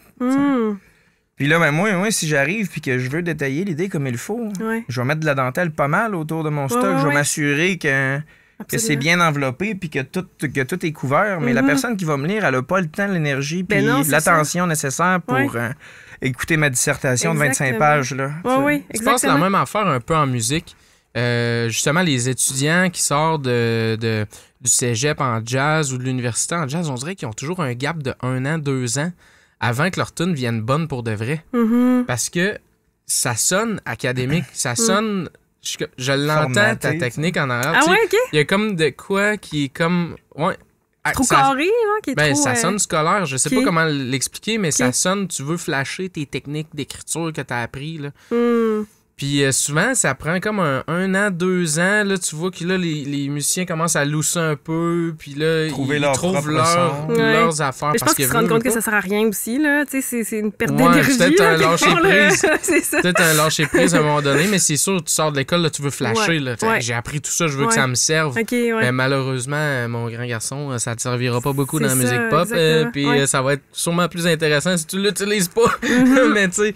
Ouais, c'est que je sais pas toi si tu l'as senti quand t'es sorti de l'école, qu'il a fallu que tu casses un peu certaines habitudes, surtout que tu viens du classique puis que là tu fais de la pop, t'as dû avoir une cassure à un moment donné, de dire OK, là ça me servira pas nécessairement. Comment tu t'es ajusté à ce changement-là? Ben moi quand j'ai fini l'école, là, j'étais vraiment pas bien, tu sais, j'étais quasiment comme pas en dépression, là, mais j'avais vu non, ça me tentait plus de jouer. Tu sais, il a fallu que j'arrête pendant un petit bout de temps. J'avais un gros stage de prévu à la fin de l'été, suivant ma maîtrise, puis j'ai juste annulé parce que je me sentais pas capable de pratiquer. Tu sais, j'avais plus l'énergie. C'est un discours que j'entends souvent. Ah ouais? Vraiment. OK. Il y a beaucoup d'étudiants qui sortent de l'école puis que ça leur tente plus. Pas en tout, il faut qu'ils se redécouvrent. Là. Ah oui, absolument. Non, j'étais pas capable, j'avais pas le goût. J'ai réessayé un peu par après. J'ai fait un concert, mais ça m'a pris, tu sais, je pratiquais tous les jours de façon intensive, comme quand j'étais aux études. Puis finalement, pour arriver, puis, tu sais, avoir trop pratiqué, là. Tu sais, j'étais pas... j'aurais pu moins pratiquer, puis j'aurais été autant prête, là, tu sais, ça aurait été correct. Mais, tu sais, finalement... Ben trop de stress de performance, là, tu sais, c'est pas sain rendu là. Mais ça, c'est ma relation avec la musique, tu sais. Je pense pas que j'ai des amis en musique classique qui vivent ça très bien, là. Mais moi, je me sentais comme ça, tu sais. Je pense que, oui, moi, j'ai arrêté un peu après, puis quand j'ai eu mon petit déclic du genre, OK, là, je veux faire de la création, je veux pas nécessairement continuer à être une pianiste classique, ben j'ai pas eu... Moi, ça a plus été, mettons... que j'ai eu peur que ma musique soit trop simple, tu sais. C'était plus ça, moi, ma peur, ma crainte, là. OK. Tu sais, que ce soit trop simple. Mais j'étais pas du genre à vouloir flasher, là. Je suis pas... Mais c'est pas un peu l'équivalent de genre avoir... Tu sais, si t'as peur que ce soit trop simple, là, tu utilises des... Mais la simplicité, moi, je pense qu'il faut pas avoir peur de ça dans l'art, tu sais. Tant que... Tu gardes un élément de surprise. Comme on disait, c'est ça. Comme tu gardes un élément de surprise, mais il y a comme une danse à faire, je trouve, avec quelque chose de connu, de quand même rassurant, puis quelque chose de déstabilisant. Puis je trouve les meilleurs artistes, c'est ça qu'ils font toujours. Même dans des trucs qu'on pourrait qualifier de déstabilisants. Mettons, dans le métal, souvent, ce que je trouve vraiment plus intéressant, c'est des groupes qui vont donner une genre de dynamique. De même, tu sais, System of a Down, mettons, je suis pas un grand connaisseur de métal, mais c'était un band que j'aimais beaucoup parce qu'ils vont te mettre en terrain rassurant, ils font des belles harmonies, puis là, à un moment donné, clac, Ouais. là, ils se remettent à crier, puis ils mettent ça dans le piton, puis là, c'est déstabilisant, ça dissonne, puis c'est comme... Ça fait que... Ah, mais je vais peut-être faire ça. Là, je vais écrire une tune pop sur le facile, puis à un moment donné, je vais mettre un gros bout, là, avec un concerto de Rachmaninoff. Là, ça va super vite, là. Hey, toi! Ouais, c'est ça. Ben, il y a un équilibre, tu sais. Ouais, je sais. C'est une blague. Mais en même temps, ça se fait, tu sais, dans le sens, tu peux partir un trip de même, tu sais, que c'est ça qui est beau dans l'art, tu sais, c'est que dans le fond, tout est permis. Si tu veux te taper un trip, que dans le fond, tu veux faire des contrastes énormes, c'est permis, tu peux te taper ce trip-là. Ouais. Si t'as le goût de faire de quoi, tu sais, tout est comme permis. C'est ça qui est le fun, je trouve. Oui. Cette crainte-là que tu avais de tomber dans le trop simple, Oui. probablement que dans les premières productions que tu as faites, je veux dire, tu avais peur du résultat. Comment tu es passé par-dessus? Qu'est-ce qui t'a convaincu que, mettons, la première tune que tu as faite était pas trop simple ou était satisfaisante? C'est beau, je peux m'arrêter, là. Mais mon chum, il connaît tout par cœur. Il danse tout le temps sur mes tunes, puis il les aime beaucoup, tu sais. Fait que, il y a comme Guillaume. ça. Puis Guillaume, il est quand même, tu sais, il écoute beaucoup de musique, là. Fait que j'étais comme, bon, je sais Guillaume, pas il si trouve ça bon. Mais l'autre fois, tu sais, justement, au premier show que j'ai fait il y a 2 semaines, il y avait du monde, puis il y avait mon chum en arrière qui chantait toutes mes tunes. Ça, puis, tu sais, il y a quelque chose de le fun là-dedans, dans le sens que tu te dis, bon, OK, si lui aime ça, ça doit être quand même pas pire, malgré que, tu sais. Mais il y a des gens autour de moi, quand même, qui m'ont dit que c'était bon, tu sais, que c'est bon. Ben, eux autres, ils aiment ça, tant mieux, tu sais. Puis ça a permis de... Puis moi, c'est vraiment la notion de plaisir, tu sais. J'ai du fun. Je ressors d'un show, d'une pratique où, tu sais, j'ai du fun quand je fais ça. Alors que avant, tu sais, j'avais pas nécessairement du fun. J'étais tout le temps préoccupée. Tu le voyais vraiment comme un exercice, c'est ça, là. Oui, puis je me jugeais, je me sentais jugée, je trouvais que c'était jamais assez bon. Fait que le fait d'arriver, puis là, de me dire, hey, c'est tellement trippant, là. Puis comme tu sais, tantôt on en parlait, mais tu disais, tu sais, se tromper en show, les gens, ils aiment ça d'une certaine façon. Ben oui, puis 3/4 du temps aussi, les gens s'en rendent pas compte, puis, tu sais, qu'il arrive quelque chose, c'est pas bien grave, alors que, tu sais, moi, je me rappelle des moments d'anxiété quand j'étais en concert, que je jouais une pièce, puis là, j'avais un blanc de mémoire, puis là, je me souvenais plus, puis la panique de genre, je suis où, puis finalement, t'arrives pas à terminer ta pièce, puis tu sors de scène, puis t'es comme, qu'est-ce qui m'arrive, tu sais, je suis qui, ça marche plus, tu sais. On stresse tellement pour rien en show. Ouais. Tu sais, le show le plus légendaire que j'ai donné a duré 3 tunes OK. parce que notre gars d'éclairage avait mis trop de boucanes. Puis, en tout cas, il y avait un problème d'une porte qui était fermée, qui était pas supposée être fermée ou ouverte, là, peu importe. Puis là, l'alarme de feu part. Non. Ouais, on a fait 3 tonnes, l'alarme de feu part, puis là, c'est comme, on continue à jouer, on se dit, il y a quelqu'un qui va, puis là, maintenant, on arrête, là, on fait comme, OK, ça fait comme 1 minute, là, on arrête le show, 1 minute et demie, là, qu'on continuait, ça... On arrête le show. Finalement, l'alarme a toffé, je pense, un bon 2 heures, parce qu'on était à Bécomo, puis... Tu sais, c'était comme dans un centre communautaire, le show. Puis il y avait un gars avec les clés pour aller. Il était pas là. Il était couché, il était en bobette chez eux. Il était pas pressé. Les pompiers arrivent, ils ont pas la clé. Les pompiers étaient comme, tu veux-tu qu'on défonce la porte? On va juste peser sur le piton. Puis là, ils étaient comme, non, faut attendre le gars en bobette chez eux qui viennent porter la clé. Ça a pris 2 heures de temps. On a fait le show dehors, à côté des camions de pompiers. Acoustique. Ça en a parlé à la radio, tu sais, genre jusqu'en Gaspésie. Tu sais, on était sur la Côte-Nord, mais tu sais, ça a comme fait... Mais ça vous a offert une belle visibilité. Ben oui, c'est cool. Ouais. Des fois, on stresse pour des bugs techniques ou des affaires, mais souvent, c'est ça qui rend les shows uniques puis légendaires. Puis c'est de ceux-là que non seulement toi, tu vas te rappeler en tant qu'artiste, mais que le public aussi va se rappeler. La fois que je suis allé voir Arfan, ils ont fini par faire le show dehors. Parce que l'alarme de feu était... Non, mais c'était fou, là, tu sais. Ah oui, c'est ça. Une de mes ex qui disait, on s'en rappelle jamais que ça va bien, hein. On se rappelle tout le temps des affaires qui ont comme... moins bien viré. Si tu vas faire du camping, t'as tout ton petit stock. Tout est prêt, tout est bien pacté. Tu te fais ton petit spaghette, tu te couches le soir, tu vas faire ta randonnée le lendemain, tu reviens, ce sera pas un voyage de camping mémorable. T'arrives, t'as rien d'autre qu'une tôle d'aluminium puis des saucisses à hot dog, t'es brûlé puis t'es sale puis tu réussis pas à manger à moitié, genre. C'est drôle, puis ce soir-là, tu vas t'en rappeler pour le restant de tes jours. Mais ça, c'est vrai. Ça, c'est vrai qu'on retient toujours juste pas mal... Ben, pas nécessairement le négatif, là, mais tu sais, ce qui se passe qui est un peu quand même surprenant, là. Mais, tu sais, le stress de performance aussi, tu sais, le vivre, c'est normal. D'une façon démesurée, je pense que c'est pas normal, tu sais. Puis moi, je l'ai vécu toute ma vie, là, le stress de performance. Puis avant mon show, il y a 2 semaines, j'étais super stressée, justement, comme si j'allais faire un concert de classique. Puis quand... avant je pratiquais, parce que moi, surtout, maintenant, je chante plus que je joue du piano, tu sais, c'est ça qu'il faut dire aussi, là. Tu t'accompagnes dans certaines tunes, mettons, mais... Oui, c'est ça, je m'accompagne un peu, mais tu sais, je suis pas une chanteuse de formation, sauf que maintenant, je chante dans mes compositions, puis dans le show qu'on a préparé aussi, tu sais, je suis vraiment chanteuse. Fait que... J'essayais, tu sais, dans le fond, la journée même de pratiquer mes tunes. J'oubliais toutes mes paroles, tu sais. Je me souvenais plus de rien. J'étais vraiment, comment ça se passe, tu sais. Pourtant, j'ai pratiqué. Puis le soir, j'arrive, tu sais, puis aucun problème, là. Tu sais, c'est ça aussi que ça fait, le stress. L'adrénaline, ouais. L'espèce de stress de je serais pas capable. L'adrénaline, ça fait que tu pogneras jamais l'orchestre sur un stage. Ouais, je me suis déjà demandé ça. Ou genre, est-ce que tu vas éternuer pendant que tu joues ou non? Ça arrive jamais. C'est jamais arrivé. Ouais. Je sais pas, il y a comme une magie là, qui se crée avec l'adrénaline. Jamais tu peux pogner l'orchestre, jamais tu peux atchoumer sur un stage, on dirait. Tout est comme... En même temps, pogner l'orchestre spontanément...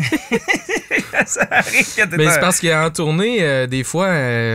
on boit avant les shows. On boit avant les shows. Le matin. C'est ça. Tu sais, là, tu bouges un peu, là, tu digères, je sais pas trop. Mais non, c'est ça. Il y a comme de quoi avec l'adrénaline qui fait qu'effectivement... Ouais, t'es hyper concentré. Puis ton corps, il met toute son attention aussi sur ce que t'as à faire. Reste que quand même, moi, ça m'est arrivé souvent de marmonner des textes que je savais que j'étais en train de l'oublier, puis je m'en rappelais. Tu sais, que genre... Quand tu chantais, t'avais de la misère. Ah ouais, OK. Quand je me rappelais pas, je marmonnais n'importe quoi. T'étais peut-être pas assez stressé. Ah, ben, tu sais. Ouais, c'est ça. Shot des pipeines avant le show pour être sûr d'être correct. Ouais, non, c'est ça. Ouais, et en tout cas, c'est un beau milieu. Je suis bien contente de faire ce que je fais maintenant. Puis la création, c'est le top. Puis là, t'as fait les auditions pour le Festival de la chanson de Granby. Oui, c'est ça. Puis t'as-tu d'autres spectacles qui s'en viennent d'ici à la fin de l'été ou... Ouais, ben là, en fait, j'étais supposée jouer aussi à Saint-Alex. Saint-Alex, c'est à Kamouraska. C'est un camp musical, puis ils ont un studio d'enregistrement là-bas. Ils reçoivent quand même beaucoup d'artistes dans leur salle de spectacle. Puis on était supposé jouer le 7 juillet, mais il y a eu une éclosion de COVID-19, fait que ça a été annulé. Ils ont fermé le camp pendant... Ouais, j'ai jamais entendu parler de ça. Je sais pas, j'étais assez fâchée. Non, c'est ça a été fermé pendant une semaine, fait que ça va être reporté probablement. C'est pas encore confirmé, mais ça serait probablement le 3 septembre. Fait qu'on va avoir un show là, le 3 septembre. Puis après ça, il y a mon EP là, qui va sortir au mois d'octobre. Puis après ça, ben là, je me mets un petit peu plus sur les shows suite au lancement là, du EP. Puis j'espère, je croise les doigts pour la suite. On va voir ce que ça va donner. Je peux pas croire qu'on est encore en train de parler d'éclosion de COVID. Hein? Oui, hey, oui, je l'entends. Oh oui. Ouais, hein, c'est pas moi? Non, c'est sûr. Ça se passe. Ouais. Je sais pas ce qui se passe, moi, mais en tout cas. C'est leur tarot? C'est quoi leur tarot? Je te tire aux cartes. Oh my God! On tire aux cartes. Tu t'es pas rendu là dans l'épisode. Non. C'est une surprise, okay. Mais oui.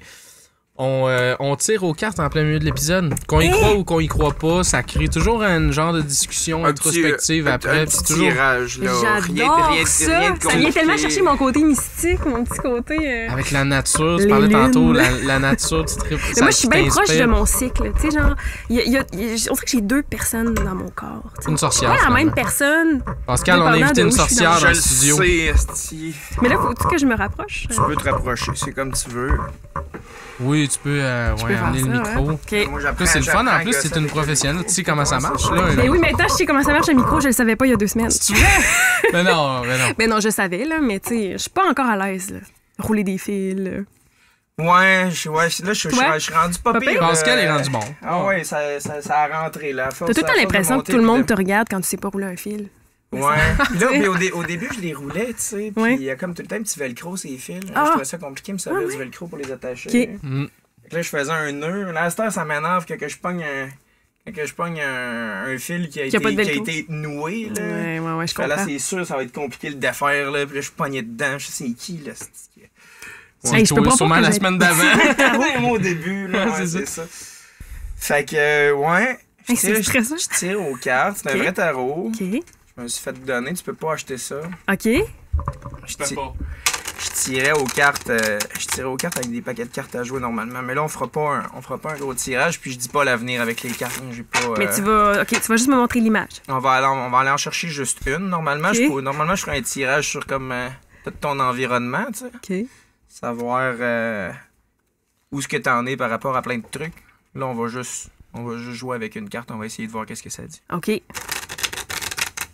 Parce que c'est ça. On va juste te montrer l'image, on va dire c'est beau, hein? Puis on va Puis ranger on ça. va ranger ça, c'est ça. OK. Je sais pas si c'est la bière, on dirait que je comprends rien. Non, suis la magie, tu vas voir. C'est ça. Fait que là, je tire une carte. Tu peux couper. Non, tu peux couper. Ah, je peux couper. C'est moi qui vais tirer. Mais il faut qu'on Ok. mette C'est pas ta moi qui magie touche. dedans. Ok. Ouais, c'est ça. Seigneur, c'est compliqué ça. Tu veux-tu le recouper encore? As-tu comme l'impression qu'il n'est pas assez coupé? Allons-y pour Faut que tu, un petit mélange encore. faut que tu le sentes. OK, là. je suis prête. T'es prête, là? Ouais. OK. L'impératrice. C'est le fun, les arcanes majeures, elle est belle, là. C'est des cartes avec full d'informations dessus. L'impératrice est une arcane mineure. On est en 3, puis Sam, il va sûrement chialer, mais on Elle est à l'envers. Elle est à l'envers. Ouais. Mais souvent à l'envers, c'est peut-être l'ambiance qu'on donne à nos Je pense que c'est invités. truqué. Moi, je pense que ton paquet de cartes est truqué. La dernière fois, c'était une célébration parce qu'elle était à l'endroit. Parce que la direction de la carte par rapport à la Va personne qui se fait déterminer. tirer, ben, Ok. ça change le sens. Tu sais. OK. Ça vire la carte comme en opposition. OK. Là, je suis en opposition. T'es en opposition. Ça veut pas nécessairement dire que c'est positif ou négatif, mais tu sais, l'impératrice, c'est une carte de contrôle sur ton environnement, tu sais, généralement, ça voudrait dire, si elle était comme à l'endroit par rapport à toi, ça voudrait dire que tu serais maître de ton univers en période d'expansion ou de consolidation de tes acquis, mettons, tu sais, ça aurait cette connotation-là. OK. Étant donné qu'elle est à l'envers, il y a, on va aller chercher le même genre de notion, sauf qu'il y a moins d'assurance. T'es comme en train de Ça me ressemble quand même. conquérir peut-être tu sais, des terrains. Puis là, ben, tu sais, ça va avec l'exploration de carrière que tu es en train de faire ou tu sais, puis les nouvelles expériences que tu es en train de vivre. Il y a quand même quelque chose de rassurant là-dedans. Là. Puis tu sais, c'est une carte qui est intimement liée à la musique aussi. Il y a des instruments de musique ouais. dans les dessins. Là. C'est truqué certain. Ah, c'est truqué certain. Elle l'a coupé 2 fois, là. C'est pas moi qui l'ai choisi. Ça. C'est ce que je vois là-dedans, c'est ça. C'est comme Mais ça veut dire quoi? c'est l'aspect musical à l'intérieur OK. à l'intérieur des symboles, c'est ça. OK. Mais il y a c'est ça, il y a tout un aspect de conquête de terres inexplorées, mais pas dans une optique d'inconfort, tu sais. Plus d'exploration puis de... C'est de l'inconnu, mais c'est un bel inconnu. C'est de l'inconnu, mais c'est de l'inconnu que tu décides d'investir. T'sais. C'est toi l'impératrice. Là. C'est toi qui décides d'aller chercher ces terrains-là. OK. Au-delà de ça, il y a toute une symbolique d'attrait à la nature puis de maîtrise de la nature. Là. Peut-être un petit peu ce qui est lié à ton background en musique classique versus ce que tu essayes de t'aimer ou mais c'est à peu près ça que je verrais. Okay. Mais t'es bon. Comme ton Tu devrais te partir une business avec ça. ouais. C'est bon? Ben oui. On va le voir à la TV, là, tu sais, bien tard le soir, là, t'appelles, là. Il y en a qui font ça en ce moment, là, ils font des lives sur TikTok, là, genre. Ouais, j'en ai vu un. Je suis en retard sur le bateau. J'en ai vu un sur TikTok l'autre fois qui il tirait aux cartes de même, puis là, tu sais, tu scrolls, puis là, il est là, puis là, j'arrive dans son feed, puis automatiquement, il dit « Il y a une mauvaise présence, là. » Je suis comme senti visé. Il y a une mauvaise présence.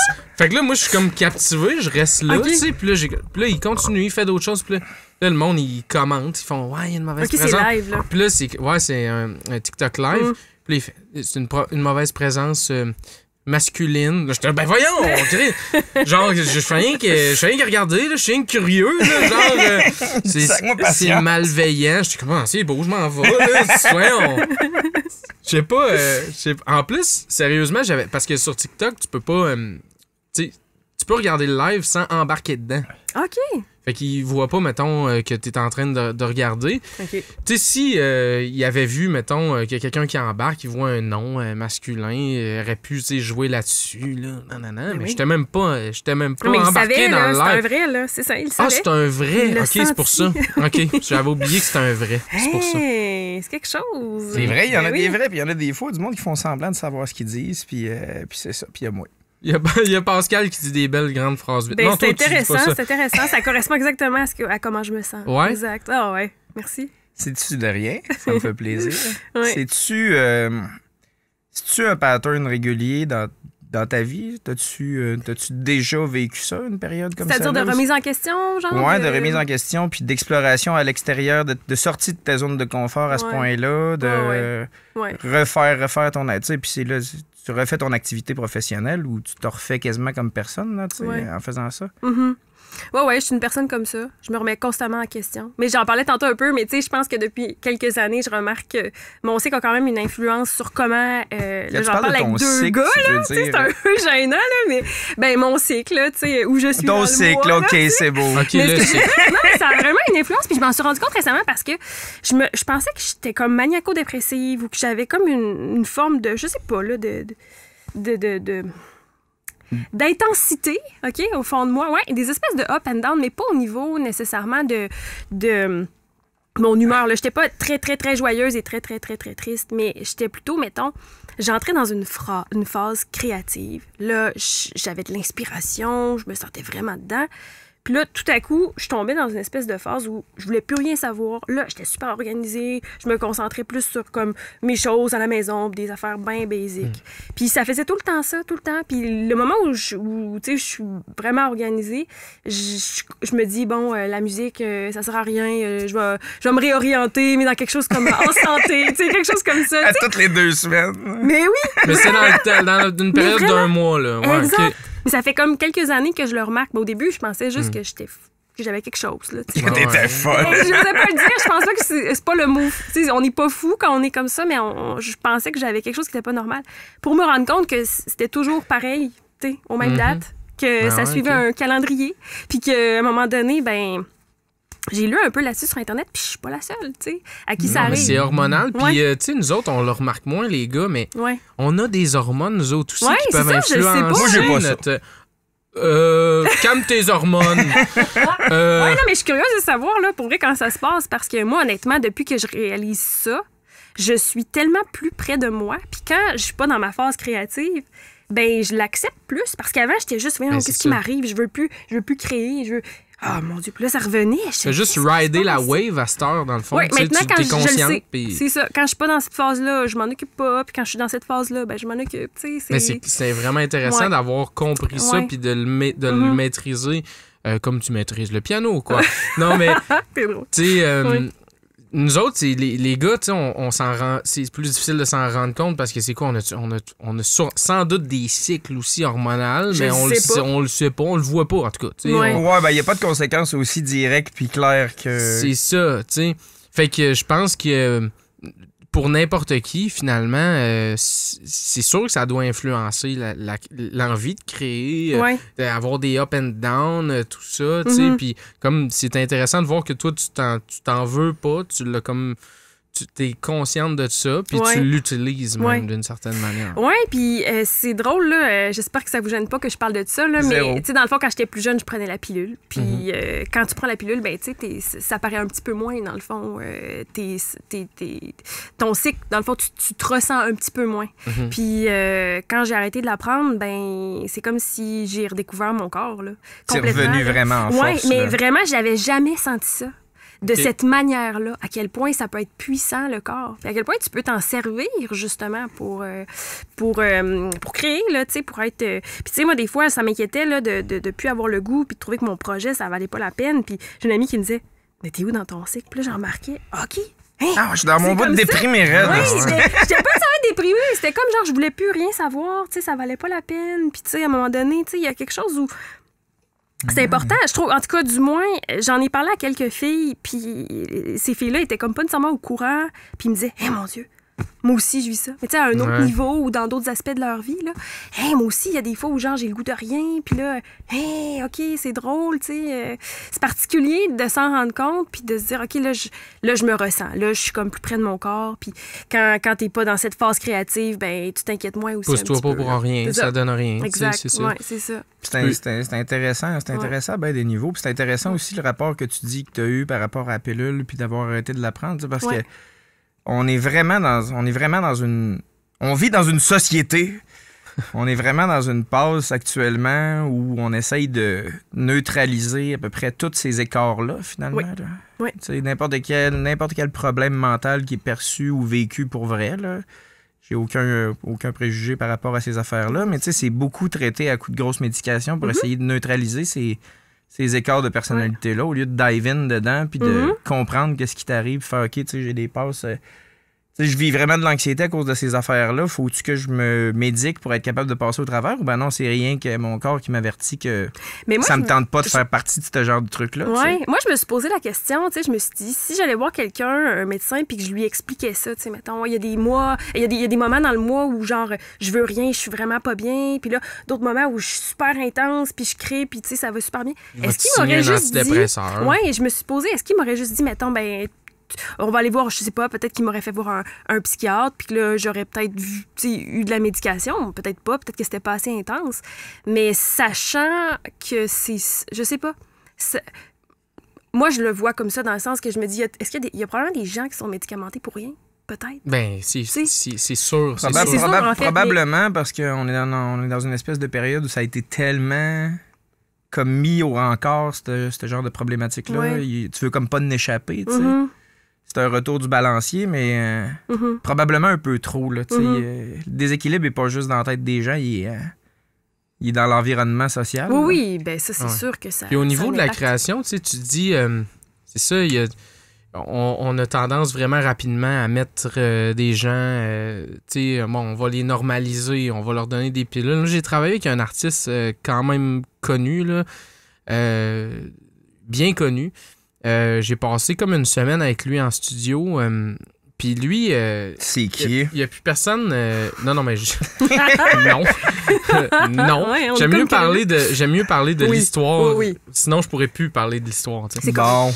Ça fait que c'est... il y a beaucoup de gens qui le jugeaient et qui disaient, bon, lui, il est rendu sonné, là, il est terminé, là, OK, c'est fini. Parce qu'il est médicamenté ou parce qu'il est... Je sais pas comment qu'il gérait ça au niveau médicament. Là. OK. Mais le point étant que lui, ce qui l'inspirait dans son processus créatif, c'est les archanges. OK? C'est des voix qu'il entendait, c'était une force supérieure. Puis j'ai passé une semaine avec lui en studio qui écoutait les forces supérieures puis qui transcendait dans son corps puis qui jouait. Là, il y avait un cycle différent du nôtre. Mais sérieusement, là, c'était vraiment intéressant à voir. Puis j'ai été vraiment stupéfait de ce qui est sorti de tout ça. C'était vraiment intéressant à voir. Par contre, c'était difficile à structurer. Il y a de la misère à structurer là, sa patente. C'est ça qui fait qu'ultimement, à un moment donné, ça marche pas. Mais comme processus créatif, j'ai trouvé ça vraiment intéressant. Là. Parce que quand tu mets ça de côté puis tu dis, OK, c'est facile de dire, tes affaires, là, c'est n'importe quoi. Là. Là, j'étais pas là pour le juger. Là. J'étais là pour être là, enregistré, passer sur record, puis genre m'assurer qu'il soit correct pour taper. Merci, bonsoir. Puis, fait que je naviguais avec ce processus-là, puis ça a été vraiment incroyable. Puis j'ai vécu des trucs bizarres aussi, tu sais, parce qu'à un moment donné, tu passes une semaine en studio, les jours, les nuits, avec quelqu'un qui parle à des archanges, là. Ben, à un moment donné, ça te travaille aussi, là. Ah ouais? OK. Tu t'es posé des questions? C'est comme... Ben, à un moment donné, les lumières, ils flashent pendant qu'ils... Je te le jure! Je te le jure! Je te le jure! OK, je te crois. En tout cas, il y a plein de... Je suis quand même pragmatique. Je suis quelqu'un de très pragmatique. OK. Il peut y avoir 50 000 options pour ça, mais dans des moments clés, des fois, des lumières qui flashaient, tu sais. Puis c'est à se demander, des fois, à quel point, justement... lui, ça l'aidait dans son processus de création. C'est ça qui l'inspirait. Est-ce qu'il y a de quoi de mal là-dedans? Absolument pas. S'il y a quelqu'un après qui voudrait le structurer, qui voudrait l'aider après ça, il y a quelque chose de beau là-dedans. Ça fait quelque chose. Tant aussi longtemps que lui, ultimement, il souffre pas trop de cette situation-là. Mais c'est souvent ça le problème, c'est qu'ils vont pas pouvoir continuer, s'ils sont pas bien, ils sont pas pris en charge ou s'ils veulent pas s'aider, Mais c'est vrai que c'est souvent des gens qui sont super intéressants. T'as accès à leur univers intérieur, je veux dire, t'es aux premières loges, là, c'est magnifique, là. Sûrement des gens aussi qui sont vraiment sensibles, Absolument. Ils ont une sensibilité extrême, pour ressentir des affaires, puis tout ça. Ça part de quelque part, là, ces idées-là, ça part pas de nulle part. Mais... Puis ça prend une grande sensibilité pour créer. Ça prend, il faut que tu aiguises ton sens, tes sens pour tes feelings, pour créer. Ça fait que dans une pause comme ça, c'est quand même trippant de voir ça. Mais c'est pas pour rien aussi que, là, je reviens un peu à mon background en musique classique, mais les grands compositeurs, là, quand on lit leur biographie, il y en a pas un qui était vraiment sain d'esprit, tu sais. Il y en a qui se coupaient les oreilles, il y en a qui... ils ont tous vécu des affaires, tu sais, puis là, il y a des gens qui vont dire « Ouais, mais tu sais, le génie frôle la folie. » Tu sais, peut-être que d'une certaine façon... Ça peut avoir l'air de ça, tu sais. Genre, on est intense, on vit dans notre tête, fait qu'on est fou, tu sais, je sais pas. Le fait d'être un peu weird, ça te fait voir la société, ça te fait voir les affaires différemment. Si tu rentres pas dans le moule, tu sais, si t'es pas comme d'une telle façon, ben là, c'est ça, t'as l'air un peu fou, fait que t'es comme, tu te fais pas aider, je sais pas. C'est quoi la différence entre les deux, tu sais? Ouais, c'est ça. C'est une vraie question, tu sais, c'est quoi? On le sait pas. La différence entre les deux, quoi? Ben, le génie puis la folie. Ah, le génie puis la folie, OK. Mettons, le génie créatif puis la folie, dans le fond, y a-t-il une différence entre les deux? Ouais. Ça se côtoie. Tu sais? Ouais. Mais tu sais, je veux dire... Le génie, là, ça part d'un univers, tu sais, de quelqu'un, de quelque chose qui se passe à l'intérieur, tu sais. Quoi qui bouillonne. Si, genre, tout le monde parlait ouvertement de ce qui se passe à l'intérieur, il y en aurait du monde fucké, là. Ben oui.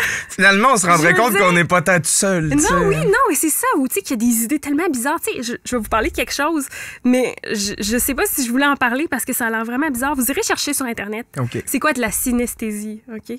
Ah ouais, c'est sentir les couleurs, puis voir des couleurs ou des choses. Mais moi, je suis synesthète, OK? C'est vrai? Ouais, mais tu sais, c'est pas quelque chose qui est diagnostiqué. La seule chose qui peut, mettons, ce mot-là, il sent jaune. Oui, c'est ça. Ce qui peut prouver que tu es synesthète, c'est que si tu me poses la question du genre, la lettre A, c'est quelle couleur? Puis que tu me poses ça, mettons, aux 10 ans, je vais toujours te dire la même réponse parce que ça changera jamais. Il est rouge. La lettre A est rouge? Oui, moi, j'ai... Fait que c'est ça. Puis les synesthètes, les gens qui font de la synesthésie, souvent, c'est des gens qui vont avoir des couleurs pour des lettres, des chiffres. Ils n'associent pas nécessairement aux mêmes couleurs d'une personne à l'autre. Là. Non. Une autre personne, ça peut être vert. Exact. Okay. Puis moi, j'ai découvert ça parce qu'à un moment donné, j'avais un prof de piano qui m'avait dit « Ah, là, t'es en train de jouer un accord de ré majeur. C'est comment pour toi, ré majeur? » Puis j'avais dit « Ben, c'est vraiment bleu. » Puis il avait dit « Tu fais-tu de la synesthésie? » Puis là, j'ai dit « Ben, non, je fais de l'acide. » Mais là, j'étais là, c'est quoi? Puis là, il dit « Ben, tu iras lire là-dessus. C'est des gens qui voient des couleurs. Tu sais, quand ils entendent des sons ou quand ils voient des lettres ou des mots, des choses comme ça. » Puis là, j'étais allée lire là-dessus. Puis j'étais là « Mon Dieu Seigneur, c'est moi. » Ça n'a aucun sens. Ah ouais. Toute ma vie, je voyais des couleurs quand j'entendais des sons ou quand je voyais des lettres ou des mots. Si tu me dis ton nom, tu sais, ton nom, il y a une couleur, ton nom, il y a une couleur par rapport aux lettres que ça va faire. Mais tu te l'imagines mais toi, mettons, tu la vois, là, mettons. Samuel, tu sais, ton nom, c'est, mettons, blanc, rouge, noir, jaune, bleu, noir, OK? Puis ça, là, ce qui est fou, c'est que, mettons, j'ai un collègue de travail qui s'appelle... Genre, son nom de famille, c'est Campos. Puis Campos puis Carlos, c'est la même couleur, OK, dans les deux mains. Hein? Dans les deux, dans ma tête, là, c'est la même couleur. Mais son prénom, c'est Gabriel. Mais je l'appelle toujours Carlos, au lieu de l'appeler Gabriel. Parce que son nom de famille, c'est Campos. Puis Carlos, puis Campos, c'est la même couleur. C'est niaiseux, mais c'est comme un genre de bug comme ça. Fait que fait que ça te fait faire comme de la dyslexie en même temps. Genre, sauf que ça t'aide-tu avec ta mémoire? Dans le fond, tu dois avoir une mémoire. Si tu me donnes un numéro de téléphone, je le reconnais reconnais à cause des couleurs. C'est quand même cool. Ouais. Fort. Oui, c'est spécial. C'est vraiment spécial. Ça doit aider avec la musique aussi, forcément, parce que tu te dis, ben, c'est ça, un accord en ré majeur, c'est bleu, mais tu sais... Ouais. Il y a des règles qui font que la musique ça sonne bien, mais les couleurs aussi. Là, fait que tu dois voir deux accords qui ne fitent pas ensemble, tu dois voir des couleurs que ça roche. Les agenceraient pas sur toi, mettons. Mettons, fa dièse majeur, c'est genre brun, puis la bémol, c'est aussi un peu brun. C'est comme tout le temps pas mal les mêmes couleurs, ce qui fait que, je l'utilise pas de cette façon-là nécessairement. J'apprends pas mes pièces non plus en fonction des couleurs parce que je l'utilise pas comme une façon de mémoriser, sauf si, mettons, tu me donnes un numéro de téléphone. Souvent, je le sais à cause des couleurs. Parce que ça pop dans ma tête comme ça. C'est visuel, c'est ça. Ouais, mais par contre, si je joue une pièce puis que c'est je sais pas, on va dire en si, ça va être super jaune, tu sais. C'est tout le temps jaune, puis je le reconnais comme si c'est jaune, mais c'est pas... Je vois pas en jaune, OK? Si jamais vous êtes curieux, tu sais, vous irez lire un peu là-dessus pour comprendre. C'est assez complexe, mais c'est pas... c'est ça, c'est juste... C'est particulier comme univers.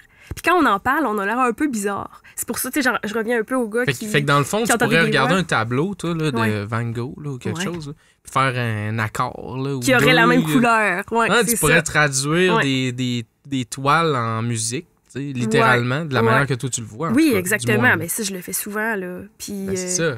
Oui. Mais c'est quelque chose de particulier, puis c'est pas quelque chose qui... C'est pas quelque chose qui est très connu non plus. Puis il y en a qui le vivent de d'autres façons. Il y en a que les lettres ont des personnalités, comme le E va être méchant. Puis à chaque fois qu'ils vont avoir un E, c'est quelque chose de méchant. Mais ça, je le vis pas. Ça, moi, j'ai pas ce problème-là. Là. Mais ça, c'est vraiment un monde particulier. C'est reconnu, là, la synesthésie, c'est quelque chose qui est connu. Puis aussi, ce qui est reconnu, c'est, tu sais, quand t'es réalisateur ou gars de son, il y a tout le temps quelqu'un qui veut du bleu dans son moniteur. Là t'es comme... OK, du bleu. Mais tu sais, j'aimerais ça sonne plus mauve. Mauve, tu veux quoi, là? Mais tu sais, puis là, à un moment donné, tu comprends qu'il veut du reverb, tu sais, là, t'es comme, OK, tu veux de l'écho, là, toi, là. Le monde, ils disent ça, genre, mets-moi du mauve. C'est rare, c'est un running gag. Mais ça arrive, tu sais. Tu sais, des artistes qui sont zéro techniciens, mettons, qui savent pas que... Ils savent pas dire qu'ils veulent, genre, du reverb. Ils veulent du reverb, mettons, tu sais, ou de... Puis là, ils sont comme... J'aimerais ça que ça sonne plus mauve dans mon mon. Comme, OK, mauve. Là, faut que tu... Mais ils sont peut-être synesthètes. Ben, c'est ça. C'est ça. C'est ça qui arrive. Ça démocratise la chose, là. On vient de comprendre. Il y a beaucoup, beaucoup d'artistes, de compositeurs qui ont écrit de la musique à partir de ça. Il y a beaucoup de compositeurs qui étaient synesthètes. Il y en a un qui s'appelle Scriabine, qui était synesthète puis qui a écrit des pièces par rapport aux couleurs qu'il voyait. Puis quand il jouait ces pièces-là, puis il y en a plein, il faut lire là-dessus un peu, là, je les connais pas par cœur, mais j'ai des collègues aussi musiciens qui sont comme ça. Je sais pas à quoi c'est dû, je sais pas pourquoi. Moi, ma mère, quand j'étais jeune, elle mettait mes pièces de piano dans des espèces de petites chemises colorées, tu sais. Fait que je sais pas. Ben, je sais pas si c'est dû à ça. Mettons, peut-être que quand je faisais une pièce en ré, la pochette était bleue, tu sais. Ils savent pas si tu nais avec ça. Je le sais pas. Moi, je le sais pas. Peut-être que c'est connu. Il faudrait que je lise un peu, mais... T'sais, moi, j'ai toujours vécu comme ça, sans me poser de questions, jusqu'à temps que quelqu'un m'en parle, puis que je fasse comme, OK, je suis pas la seule à le vivre, puis tu sais, c'est pas... Ouais, c'est ça. Il y en a plein des petites affaires de même. C'est comme le monde ne sont pas capables de reconnaître les visages, tu sais. Ouais, c'est vrai. Comme Brad Pitt. Comme Brad Pitt. Brad Pitt, il est pas capable de reconnaître les visages. Ouais, il a avoué ça récemment, mais c'est comme, tu sais, c'est 2 % de la population, je pense, quand même assez gros, 2 % de la population. Les gens, ils le trouvaient bête sur les tapis rouges parce que... Il est pas capable. Les caractéristiques du visage, puis en plus, parce que c'est super important chez l'humain de reconnaître des micro-détails dans les visages des gens, parce que, tu sais... Le running gag, c'est de dire que tous les Asiatiques se ressemblent, mais tu sais, va te promener à Montréal dans le métro, tu trouves tout le temps quelqu'un qui ressemble à quelqu'un que tu connais. Là, je veux dire, on n'est pas si différents les uns des autres. Ouais, c'est ça. Mais ça, c'est fascinant parce qu'il y a Fait que Brad Pitt, dans le fond, il sniffe le cul du monde. Pour, comme les chiens. En fait, c'est ça, ces gens-là, souvent, ils vont trouver comme d'autres affaires, là, tu sais, le ton de la voix, comment qu'elle s'habille d'habitude, faut pas qu'elle change trop de look, tu sais. Puis là, ils vont faire, OK, tu sais, c'est comme c'est Pascal, tu sais, je l'ai déjà vu, parce que, mais c'est... Les traits du visage, ils se rappellent jamais. Ils n'ont pas la mémoire des faces du tout. Là, et ça, c'est facile. Moi, honnêtement, ça me fascine, là, ces troubles-là neurologiques. Il y a un chercheur qui s'appelle Oliver Sacks, je pense, qui a écrit un livre là-dessus. Puis c'était surtout des troubles reliés à la musique, mais il y en a écrit un autre qui n'était pas relié à la musique. C'est des troubles neurologiques. Puis, mettons, j'en ai un qui s'appelle, je pense, c'est l'homme qui prenait la femme pour un chapeau. À un moment donné, le monsieur, il s'est levé le matin, puis genre, sa femme, c'est un chapeau, puis il essayait de se le mettre sur la tête, tu sais. Ou genre, il y a des... un ami qui se réveillait, il pensait que qu'il était un orange, puis il essayait de se peler. Ouh, palais. Ça, c'est plus dark un peu. Non, mais c'est dark, mais il y a beaucoup de troubles neurologiques comme ça. Il y en avait en musique, il y avait une fille, les verres d'oreille. Tu sais, mettons que t'entends une toune, là. Puis qu'elle te lâche après pas, ça, elle était... Ouais, c'est ça. Mais lui, il s'est réveillé un matin. C'était une fille. Elle s'est réveillée un matin, puis elle entendait une toune jouer. Elle pensait que sa radio était ouverte, mais sa radio était pas ouverte. Fait que là, elle cherchait partout. Finalement, elle s'est rendue compte qu'il n'y avait rien qui était ouvert, mais il y avait tout le temps la même chanson. C'était une chanson de Noël qui tout le temps jouait en boucle dans sa tête. Le plus gros hook de l'histoire des hooks, là, tu sais. Ouais, là. c'est ça. Elle est allée voir le médecin, ça partait pas. Ils ont fait ils ont fait des recherches, ils ont regardé. Puis je pense qu'ils ont trouvé dans son cerveau un petit foyer épileptique. Ils ont vu que c'est peut-être là que ça créait ça. Puis, mais c'est toujours là. Il y avait un petit lecteur toujours la même chanson c'est dans son un oreille. cauchemar, c'est une sorte d'enfer, là. C'est raide. Non, mais pour vrai, c'est comme, il y a plein de trucs, mais moi, je trouve ça fascinant, tu sais. Puis, on en parle, entre autres, à cause du gars que t'as enregistré, tu sais, mais ces univers-là, là, c'est fascinant, là, si on arrivait à faire de la place pour ces gens-là, tu sais, qui créent, qui sont capables de nous montrer l'intérieur, là, tu sais, de leur univers, ça pourrait arriver dans des mondes inconnus et transcendants, là, vraiment. Oui. Faut absolument encourager ça, moi, je pense, dans la créativité. C'est la liberté de dire ce qu'on veut dire aussi, de pas avoir peur de le dire. Ça en fait partie, ça, de dévoiler des petites parties de nous-mêmes, puis c'est ce qui crée un univers différent, puis c'est ce qui crée un univers magique. Puis l'art, ça sert à ça. C'est de créer une réalité alternative, disons, hein, d'une certaine manière. Puis c'est unique aussi. Ce que tu crées, ça n'a jamais été créé avant, tu sais. Ouais, c'est génial, tout le temps ta petite affaire à toi. À moi? Ouais. OK. À moi? À nous tous. Oui. Dans cette optique-là, d'avoir passé d'un univers hyper formaté à ta propre création, puis avec toute l'expérience d'enseignement que tu as à faire, si tu avais un conseil à donner à n'importe qui veut se lancer en création, puis qui n'a pas le guts de faire, let's go, comment on commence ça? Let's go, lâche pas. Non, vas-y, fais ton premier pas, parce que le premier pas, c'est le pire. Le premier pas, c'est le plus dur. Le faire, là, de dire, OK, je le fais pour de vrai. Moi, c'était tout le temps de dire... c'est drôle, j'envoie tout le temps un message à quelqu'un. Quand j'envoie un message à quelqu'un pour mon projet, un premier pas, c'est toujours stressant, comme si j'envoyais genre une demande d'amitié à un gars que je trouve cute. Genre, comme tout le temps, comme, oh shit, je l'ai faite. C'est comme, je me souviens, tu sais, juste d'aller enregistrer en studio, de demander à des gens de jouer avec moi, de faire quelque chose, c'était tout le temps dur, mais. Puis, tu sais, un jour, là, tu vas mourir, OK? Tu seras plus là. Puis personne ne va s'en souvenir de ce que t'as fait. Fait que, tu sais, fais-les à donc. moins que tu sois vraiment hot, là, mais je veux dire, ouais, fais-le, tu sais. T'as le droit à l'erreur, juste une là. petite poussière, là, tu sais. Fais-le, fais-toi du fun, puis amuse-toi.